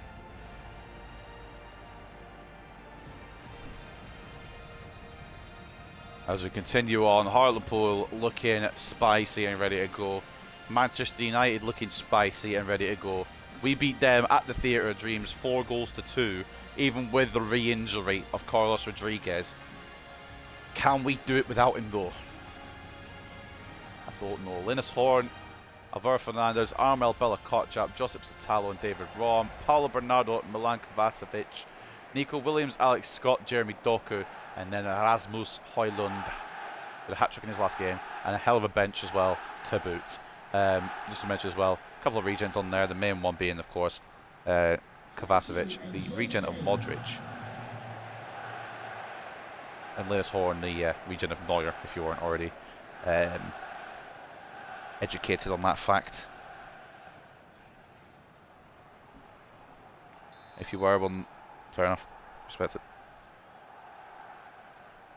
Hartlepool kicking off then at Victoria Park. Can we get a win over Manchester United? We've beaten Manchester City. We then lost to Brighton. Beat Brentford. Demolished poor bloody Walsall. And now we got another tough task. We start with Manchester, we end with a Manchester. Last time it was City, this time it's United. Rasmus Højlund looking to get past De Oliveira. Unsuccessful. Team of the Year, De Oliveira blocking him there. I'd like to think some of that was for us. Let's be real, most of it was for Tottenham because they won the Premier League last year. Wilson, oh, didn't mean to lose it. Obviously I didn't mean to lose it, but you know what I mean. Didn't mean to go there. Chelsea leading Newcastle for Retegui. Peters. Sutherland. Blocked. Corner. Okay. It's not a corner, by the way, just reference. 14 goals for Blanchard this year. So far this season. I think Carpenter is on a similar amount, if not maybe a goal more. I guess we'll see at the end of the episode. I'm not exactly sure what the numbers are as it stands. Serrano gets that away from Doku. I just run into people because I'm a fucking idiot. The real reason is because I didn't see him there, but it's, you know, we'll go with the idiot thing. A little more accurate.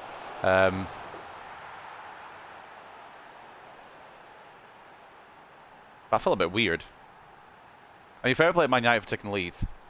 But it felt a bit weird there because I was with I had ball on Højlund, and then suddenly I couldn't do anything to retrieve the ball. Like I've got him marked here, and I feel like I could have. Was it Bull? It might have been De Oliveira. My point is, whoever's there, I feel like I should have done a better job with. 9th goal of the season for Rasmus. Number 9, 9 minute, 9 goal, 9 everything. Man United lead. I feel like though I'm just gonna check this back, and maybe I'm just tripping. Fucking hell, Caesar. I just feel like I could have got this before it got to Højlund, and then also maybe made a tackle. But it's a good finish from the Dane. Once he gets through, I can't complain about the finish. I think I just could have done better personally. And again, oh Christ almighty. Referee, have a word. Even if we lose, we, fans don't like that. Jesus Christ, they were not very happy with that tackle. To be honest, neither was I. Rodriguez got injured last time we played these cunts. Probably still harbouring some hatred.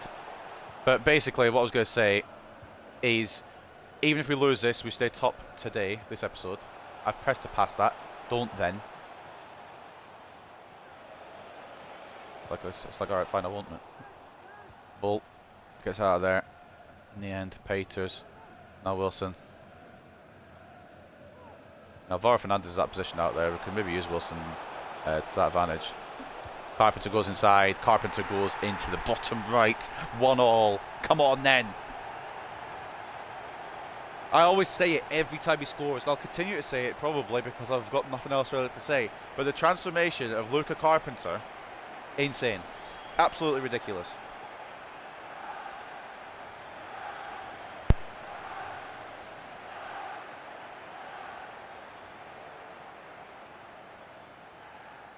I don't understand what's changed, but I'm also not going to question it. I'm just going to enjoy it. Luca Carpenter makes it 1-1 here. At Victoria Park, it's going to be a goal fest, genuinely. They've got good attackers. We've got good attackers. They were on the same amount of goals, but now Carpenter's taking the lead. Between him and Blanchard, for reference, now on 15, Luca Carpenter. I don't know why they've passed that back there. I fucked up again with De Oliveira. And Alex Skokfrolo just shot there and it might have gone in, or at least it got on a target. Miranda could break away from Kovacevic here. Roberts goes around Rom. That's... I mean, the wingers probably can get around their men with no issue. It's just about finding the goals. Oh, I shouldn't have chipped that up. He's like 5'2". Should have played it along the ground, but it might have been intercepted then. Got to think about these things. Oh, fuck off if they injured another one of my players. First they injure fucking Rodriguez and they injure Sutherland. They're just going for my favourites. They know my favourite player. Man United, lads. I like you because I support Man United, but stop injuring my fucking players. I really hope this isn't a broken toe. Much I like Moffat, I don't see him being able to do the rest of the season. We'd probably have to invest in the left back if it is anything beyond about a few days. A few weeks maybe. AKA, I want to be champ. I mean, don't get me wrong, I love Moffat, but I just feel like he's not ready for that next level. He probably is ready for that next level. Maybe I'm just doubting him. Well, I guess we'll... I mean, I won't panic just now. We'll see what the injury is. And then act accordingly. Where are you going, Doku? Oh, let's see. Oh. Nice. Wasn't sure if they were going to score again there. I think it was Hoyland again. Bernardo. Not Bernardo. Hurtado. I saw Bernardo's name on the screen. It was Hurtado that made the save. And a good save as well.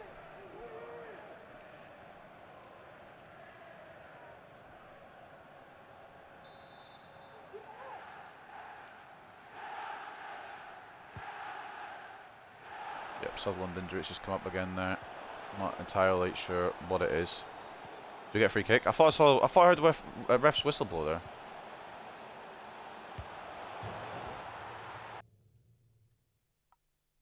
I just need a minute, because how the fuck am I meant to play against that?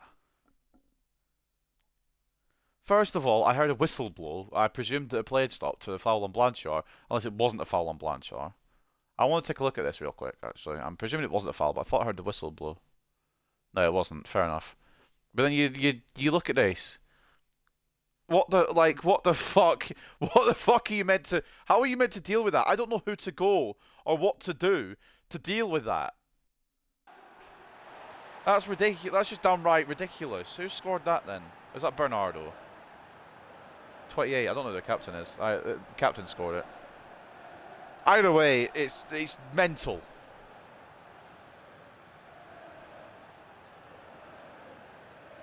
What sort of fucking goal is that? Goal decision system. We know it's in. You don't need to tell us. What's up, Mad Martian TV? Welcome, mate. I'm aware that's in, but that is... How are you meant to defend some passing like that? That was just razor sharp, incisive, precision, everything. He just had everything in that attack. Just 1-2s that I couldn't read or do anything about because it was so fast. Bernardo puts Man United back in the lead. Again, I'll take a point against these guys. I'll absolutely take a point. They're just very, very good. Wilson gets the yard ahead of Fernandez here. But then apparently Bella Kotchap just knows my home address because he knows everywhere I'm going as well. Sutherland good tackle. Wilson, Blanchard. It looks as if Sutherland's got rid of that knock.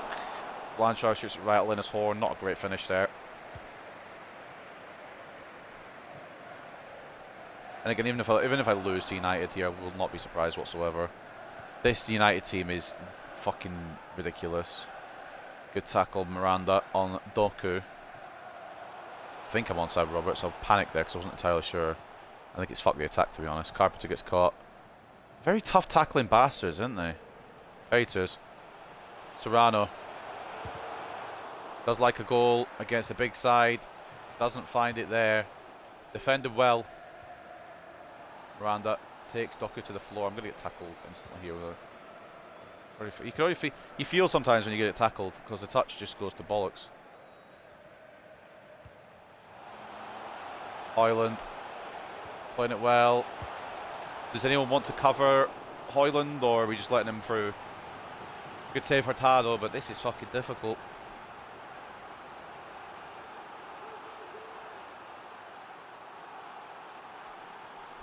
This is a fucking sweaty one. Man United are always a pain in the arse to play on this game. They're actually worse than City to play, to be honest. If I had to pick between whether to play United or whether to play City, I'm definitely picking City. More of a chance. Hate them both, but I feel like United are just that next level. I've not run there. I've not actually run there. I've changed direction, so can we have the ball back in? Sorry, have I got another injury? Carpenter's got a knock now. You see what I mean? These rough, tough bastards have already knocked two of my players. I'm glad I brought Partridge in now, because just in case.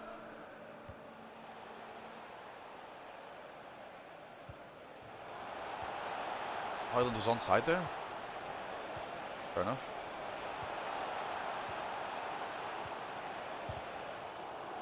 This is meant to be world class, by the way. Not legendary or anything like that.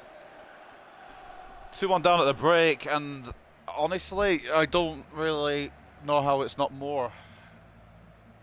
Paulo Bernardo's goal was absolutely fantastic. Hoyland's goal was good as well, but Bernardo's was just world class. I'm going to watch that back after.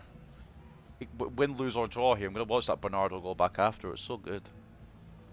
Had some bangers scored against this episode, didn't we? Pedri scored one for City, and now Bernardo scored one for United.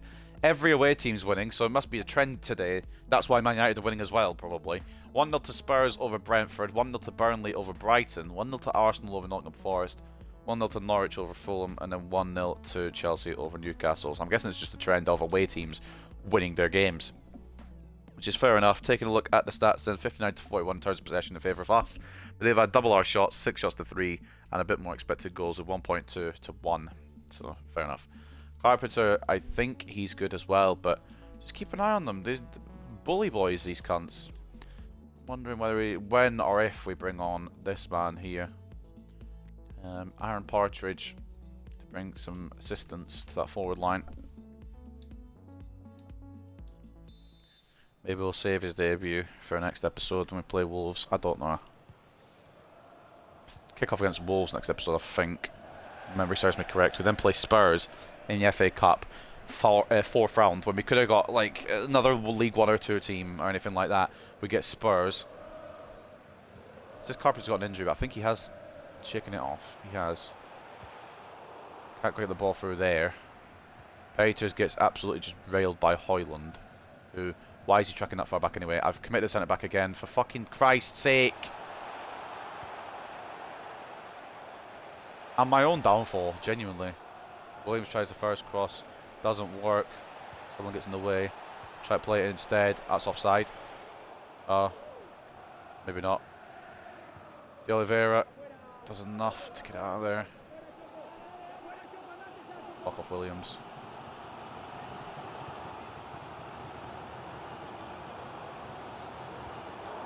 Not being funny, and I get that they've equalised, whoever equalised there.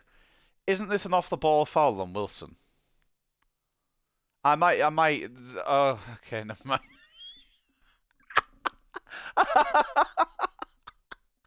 I wondered what happened. Wilson has taken out Zakaria Peters. I was about to fucking go bad at the game, but they've taken out each other. Fair enough, my apologies there, video game. Just need to double check that one, but I'm glad I did, because it's fucking funny. Pretty sure it's Brighton that equalised for reference. Shot comes in off the left. I think it was Doku. I thought we had it closed down with Miranda. We didn't. Corner United anyway. Again, I'll take anything out of this game. Win, loss or draw. I mean, obviously I don't want to take a loss, but if I lose I won't be surprised. This team is fucking cracked. I'm not saying that because it's my favourite team in the world. I'm saying that because this team has some mad players in it. Should have rate into some of these players after, you'll agree. Good save by Hurtado again. He's going to be kept busy this second half. Den Hag loving what he's seeing. I, however, am not a very big fan of it. Peters should be able to close that down. And I want to counter, but I don't really want to counter Peters, to be honest. It's a great ball through to Serrano. One-on-one with Linus Horn. Oh, come on. I've got to be scoring that. I've nothing else to say on that one. I'm pissed at myself. I'm not pissed at anything else there, just for reference. Should be scoring that 10 times over. Maybe even 11 times over on weekends, leap years and that. Blocked by Billy Bull because I knew that it was just going to go through to their player, and my keeper was not saving this because he was about to finesse it around them. Maybe he was, I don't know, it might have gone straight to Hurtado, but Bull was there just in case. Mate, I should have equalised with Serrano 10 times over, bruv. Scott. The Oliveira comes across.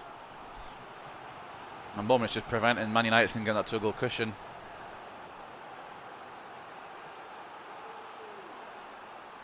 Hurtado's been on it today, I'll tell you that much.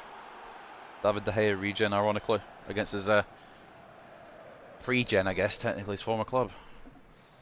Don't know why De Oliveira's coming close, but he is, so I don't know, so that's why. Fuck's sake, we're just going to keep having corners, aren't they? Run down the clock and that. Bernardo coming off for Lisandro Martinez, they've gone defensive. Wankers, that's what they are. Make our changes in a minute. I'm not trying to get one more attack in before we make our changes. I don't know if I'll be able to. I might not even get one more attack this whole game.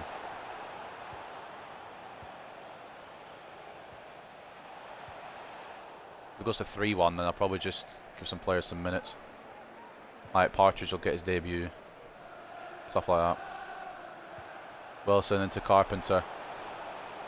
Got to take on Satalo, he does. He wins that race. And Carpenter, fuck off Linus Horn. Blanchard. Oh, right, yeah, let's make a change. I don't know what to fucking change, though. I'm going to bring off Blanchard for Partridge, see if he can do anything. That's all we're going to change for now. I'm just intrigued to see what a new signing's got in his locker, if anything. And Kelly Blanchard coming off for Aaron Partridge.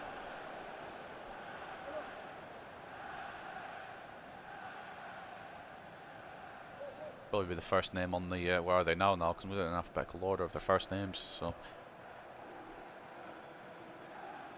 Partridge probably gets in there first, wins the header. It's going to go all the way to their player, because why would it go to mine?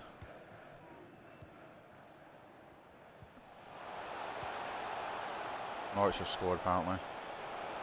Well, my main prerogative right now, I've tackled and I've just not got the ball. The Oliveira, that's his clearance, by the way. That just for reference, I've pressed to clear that. It's locked onto Sutherland. Do you know what? I'm intrigued in that, to be honest. I'm not going to do it yet, but I'm intrigued in it. They're bringing... That's their depth, by the way. They're bringing on Alphonso Davies. Wilson's day's done probably now. He's got to fucking go past Alphonso Davies unless they're changing the formation. Tackled. Lol, not going to get to keep the ball. Well, tackled, so... Trying to give away penalty. Difficult when I want to fucking slide through them. Just when the ball doesn't pass off when I want it to. Scott's offside. I am intrigued in that. You know what? We're going to try this. Probably won't work, but we'll test it anyway. Got to throw everything at us now. Ali off the left. Good curve onto his right foot, to be fair. Kine on it. Like what Wilson does. Usually have Ali on the right because he's better at crossing than that, but... Just interested, to be honest. Ali. Peters. I don't really want him to be carrying the ball, but I don't have anything else to play it to right now. Carpenter does drop back. I don't know where Serrano is. Oh, he's there. Serrano. Carpenter again. Good save, Linus Horn. We're being patient here. We're not losing our heads. Alex Scott going to make win now, probably for... Yeah, Jadon Sancho still number 25. Thought it would be. Complete reversal of fortunes in this game that he has in real life. Just brought Blanchard off, didn't I? Right, fuck it. Serrano, you can whack it a minute, see what you can do. Sutherland kind of gets it, doesn't get enough of it though. Probably would have been better to pass that one short. Thinking on it now. And Kovacevic is going to make a run. Try and slow us down his counter-attack however we can. Oh dear. Ball gets in the way. Manchester Derby next for Manchester United. Serrano. Partridge. Aaron Partridge. Saved by Linneshorn again. He would have made instant fucking waves in this club if he'd scored the equaliser there, man. Tell you. Man United, I beg you beat Man City if you're going to fucking beat us like this. And I want that to happen anyway because I'm a Man United fan, but still. We've got Wolves next, so it's going to be easier for us either. Roberts. Carpenter, edge of the area. It's gone to Bull. Not really what you want. Sutherland. Oh, Christ. Serrano wins that, but it's just going to bounce to them because it deflected off their player. They've got some kind of excuse, but it just did deflect off their player, so it's not really an excuse to have. No!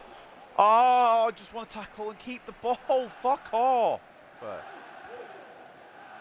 Thank you. I swear it enough.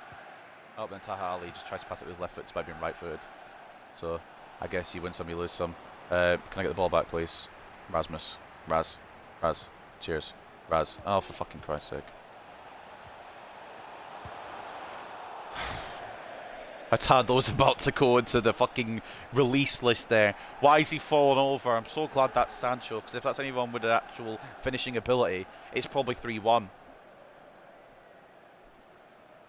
Because Jadon Sancho, we're fine. The Ali experiment hasn't really worked on account of I'm not really able to use him, and also he's got to go against Alphonso Davies, so it's a difficult one, really. Carpenter, Peters.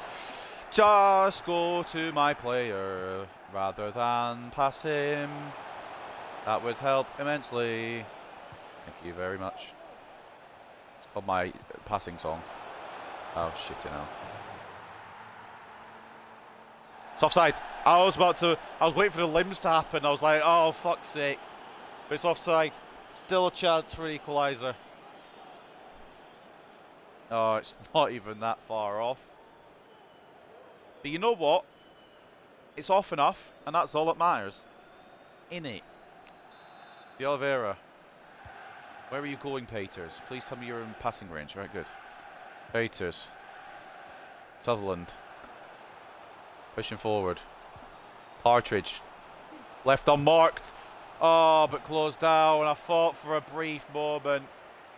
Aaron Partridge might have done it for us there. Miranda. Oh, tackle. But guess what? I don't need to have it on the pitch anyway, lol. They're going to throw it backwards. I just don't know which backwards they're going to throw it to. We don't have the people to mark either. Bertie and Billy Bull. Come on, boys. Right. I'm not being funny like, but aim at the player I've aimed at least a little bit. Serrano. Good fucking intercept. Yeah, probably. You know what? It's fair enough. Every dog has her day, and this is Man United's day, it seems. Billy Bull, we can maybe try. I don't know how this game operates. There is Zakaria Peters right on the edge of the box. He couldn't be more on the edge of the box if he tried. He's right physically there. So the game thinks, oh, let's just pass it to the fucking person who's miles away. Well, we've lost, but is it going to be 2-1 or is it going to be 3-1?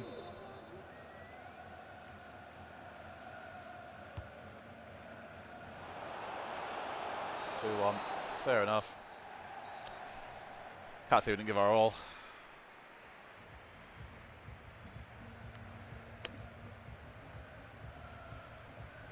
Man United a bit better than us, but what can you do? Sometimes they just are. It's a bit annoying, but it is what it is, ultimately.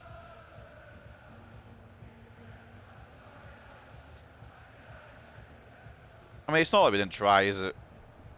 That Bernardo goal is good enough to win any game ever, so we're going to go look back at that, like I said, because it was just such a phenomenal finish. So we'll go have a look back at it, review it, and indulge in it. It hurts a little bit, but it's Man United, so it doesn't hurt incredibly. As long as they fucking do the same thing to City, I don't care. But this goal, I mean, I don't know what his passing is beforehand, but this goal's worthy of a fucking win, to be honest with you. The way it comes off the bar. Look at the ping pong pass in there. But Paulo Bernardo, that's incredible. Can't really complain, can you? When a goal like that wins a football match. I wish we had found something, but it is what it is. They probably deserved it in the end on balance, to be honest. Got more expected goals, they had more opportunities. Yeah, I mean, I wish I could have got a draw from that, but probably an okay result. 52-48 turns possession, 14 shots to 10 in favour of Manchester United, with 3.4 expected goals to 2.6 in favour of ourselves. I feel a bit unlucky, but they're just an elite team. Aidan Sutherland, man of the match for us, 8.3. Decent rating for him today. Not too bad everywhere else. So Partridge didn't do. I don't think Partridge did 5.8 worthy. I don't think he did too bad. He just didn't really have much to do. But I think we'll see a bit more from him throughout. Blanchard stank up the gaff, which is why I brought him off instead of Carpenter. Who got a goal today, 7.5. Ball as well. De Oliveira did what they could. Miranda was decent. Zakaria was alright. Hurtado did well to make it, well, to keep it only 2, to be honest. 9 shots, 7 saves, 2 conceded. Some banging opportunities there for Man United. Surprised didn't have more than 2 in the end. Assist and a 6.8 for Duncan Wilson. Man of the match for there was Paulo Bernardo. I can't deny it. Banging goal, and he assisted Højlund, so 8.9 for him, 8.5 for Højlund, who scored 7.8 and an assist for Milan Kovacevic as well, who's the Modric regen. And look at some of these player ratings. You can see why they're definitely up there. I don't know how they're only 6th, to be honest. Linus Horn, 90 rated goalkeeper. The one that we can't beat him more than once. 6 shots, 5 saves, 1 conceded.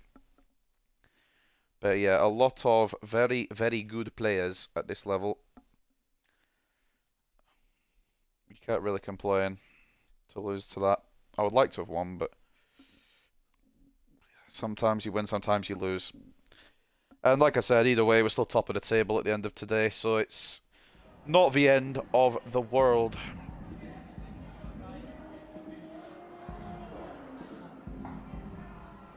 All seemed like a difficult game today between 2 pretty evenly matched teams. Do you think your boys look a little short in self-belief? Really? I feel like we did alright. I mean, I feel like we did alright.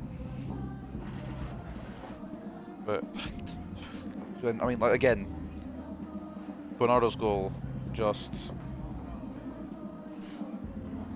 The thing is, I don't even have anything to... I'm a bit upset that we didn't stop Højlund for the first goal. It's probably one of those rare games where I don't have anything to complain about in terms of either goal. Like, where it was bullshit or anything. It was just a very good win for them and some very good goals. I'm not just saying that because it's Manchester United. I've complained about their bullshit in the past. It's just... It was really nice.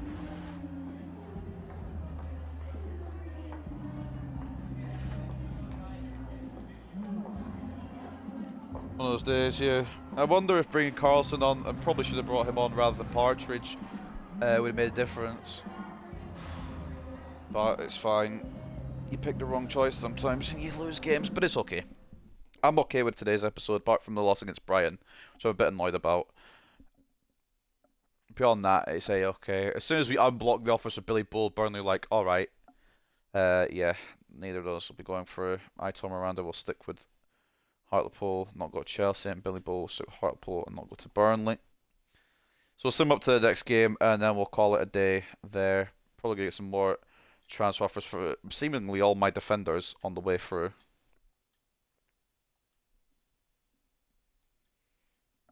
But I've done my money move that I wanted to make. And the next time it will be Wolves. And this is how the table looks. City did win. I don't know who they played, but they won. Bournemouth, yeah, you'd expect that, I think. But they've got the Manchester Derby next. And we've got Wolves. I hope we can win that. But that is how the table is looking. End of episode 7 then.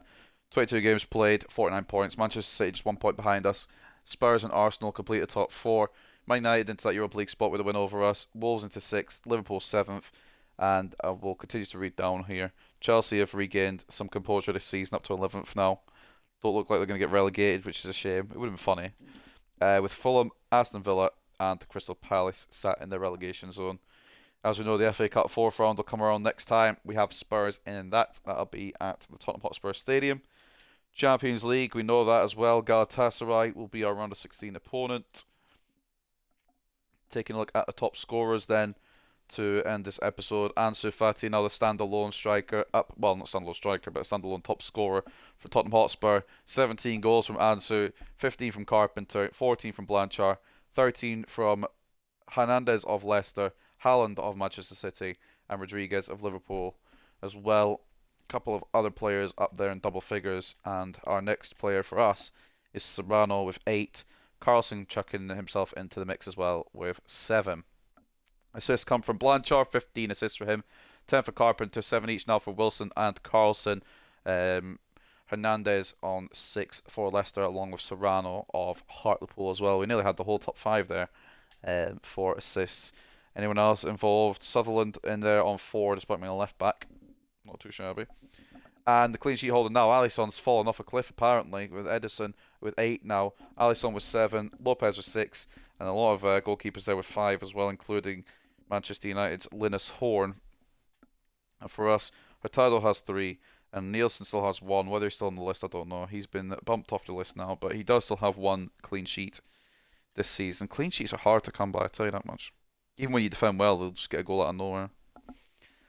So take a look there at the top appearance makers. Carpenter still stands alone in that category for very good reason as well. He has been outright brilliant. To just put it simply, he's been fucking insane. Blanchard, Serrano as well, the usual suspects getting quite a lot of appearances. Young kind of didn't get as many today. Maybe we could have given him more. Carpenter with 21 goals, Blanchard with 15, Carlson with 15 now. 4 of those coming against Walsall, so I don't know how much you want to count them, but 15 goals anyway. 10 for Serrano, 6 for Rodriguez, 5 for Roberts, 4 for Wilson, 4 for Ali, 3 for Young, 3 for Maresca, 2 for Diop, 2 for Partridge, but they weren't with us, they were with Milan in the Champions League, 2 for Johnson, 1 for Bull, 1 for Martin as well. And taking a look at assists then, it's 16 for Blanchard, 15 for Carpenter, 10 for Carlson, 9 for Wilson, 8 for Serrano, 6 for Roberts, 5 for Zakaria Peters from midfield as well, 5 for Maresca, 4 for Sutherland, 4 for Young as well, 3 for Rodriguez, 2 for Ali, 1 for Lindgren, which I think took place at this club, but he's now gone out on loan to Milan. We seem to have done a little swap there. We brought Partridge to us and given them Lindgren for the rest of the season. Endo, Johnson, and Moffat also have an assist in their column, and most clean sheets happen when Duncan Wilson is on the pitch. So, that is where we end episode 7. Showing you the tables. Let's take a look at the calendar quickly and then take a look at the news. So, in this episode, a bit stinky to be honest. We may have lost 2. We've also got our biggest win of all time. A 2-1 win to kick off the episode over Manchester City.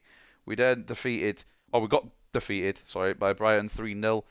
Kepa, apparently the best goalkeeper in the world. What can you do? 4-1 win over Brentford, though, to bounce back, and then a 9-1 win over Walsall. That's what you'd expect, though, to be fair, from this team. We then get defeated, I should say, again, 2-1 by Manchester United. It was a close one, but they had the better of it, and that Bernardo goal, like I said, could win any game ever. So it's the way it goes. Wolves away next episode, followed by Spurs away in the FA Cup, which is going to be an interesting one, to be honest. I don't know how we'll do in that, and if we get knocked out, the manager rating might tank a bit. So we'll have to take a look at alternative objectives if that does happen. Home to Burnley, away to Palace, and then back home against Arsenal. So it's going to be a difficult episode next time. What are we saying? What points total should we go for that? Beat Wolves, hopefully beat Spurs, but it's not points total. Beat Burnley and Palace. I want 9 at minimum, I think. We can afford 1 loss probably, maybe 10. Then we can go on unbeaten in the episode. And then, of course, hopefully we can advance past Spurs, but I'm not counting my chickens before they hatch. So we'll take a look at I guess we'll take a look at the transfers quickly as well. I know it's not the end of the window yet, but let's just see what the biggest ones are January. I think our biggest one will be Partridge. Shabalala, I guess, technically is a January one. He's got a Barcelona. Might be involved in a few of these. Zalewski to Brighton. We'll read down to about 90 and then we'll leave the rest for the rest of the time. I don't think there's anything else actually. For January, these are all summer. I'm going to scroll down and see if I can find Partridge. There he is. Slight prospect coming to Hartlepool just to be a backup option. So take a look at the news and end today's episode, and we will call it a day there. There may be a weekend episode, but I'm not going to promise on that yet. Hurtado's decisive save against Manchester United. Hurtado's efforts on goal weren't enough to prevent Hartlepool's defeat at the hands of Manchester United. Shabalala has him to thank for keeping the score at only 2-1 to Manchester United. Yeah, some brilliant saves from him. You can't always win, I guess. Hartlepool lost to Man United, a big disappointment. Having won their first game against them in the league earlier this season, Hartlepool United will be a little disappointed. They couldn't repeat that performance again today and chalk up another win over Manchester United. Man City beat Bournemouth 2-1. Chelsea beat Newcastle 1-0. This week's star performers, nobody from Manchester United or Hartlepool. Oh no, Hartlepool do have one. The ever-present, it seems at this point, Aidan Sutherland in the team of the week. And Wolves look to improve against Hartlepool. I'm presuming we beat them last time. I don't remember what the score was. It also easy for Hartlepool last time the teams met as they cantered to a 3-1 victory against Wolves, who will be looking for a better performance this time round. And once again, plenty of football, just a job for Hurtado. Many top players can get unsettled and disgruntled with life when they are not getting games. That's certainly not a situation Ricardo Hurtado needs to worry about just now. He's currently one of the first names on the team sheet at Hartlepool United. It's great to be backed by the manager so much. I don't have to worry about getting picked. I can concentrate on my game and on delivering the best performances I can. Of course, if I perform dip, I understand that I might get dropped, but I hope it doesn't come to that. Wilson from Miranda Tots, nonce for Dickinson as well. And of course, the player of the month, Sutherland, Rodrigo, Evan Nielsen, and Blanchard were the nominees for December. And in the end, it was Aidan Sutherland. We don't have the picture of him now, but I think that's probably what I'm going to name the episode after. Some transfer news continuing on here. Umar Soleil has gone to Sevilla. Brentford have signed Matteo Tremoni. Real Sociedad in talks with Borussia Dortmund over Diogo Jota. And Adrian Garrido has gone to Union Berlin. Anything else? Nothing too much to report on. So, ladies and gentlemen, that is going to wrap up this one. I hope you guys have enjoyed. We're still in everything that we want to be in. Top of the league. That's fine. Still in the FA Cup with a huge win over Walsall. But we've got Spurs away next time. And then the round of 16 is looming as well. What happened next episode? Well, the round of 16 of the Champions League against Galatasaray will start off episode 9, I believe, depending on how FA Cup stuff goes. But anyway, ladies and gentlemen, I hope you guys have enjoyed this one. Potentially a weekend episode to come, but I'm not going to hold myself to that. Royal Rumble predictions tomorrow as well. But I hope you guys have enjoyed today, and I'll catch you next time. Take care, and peace.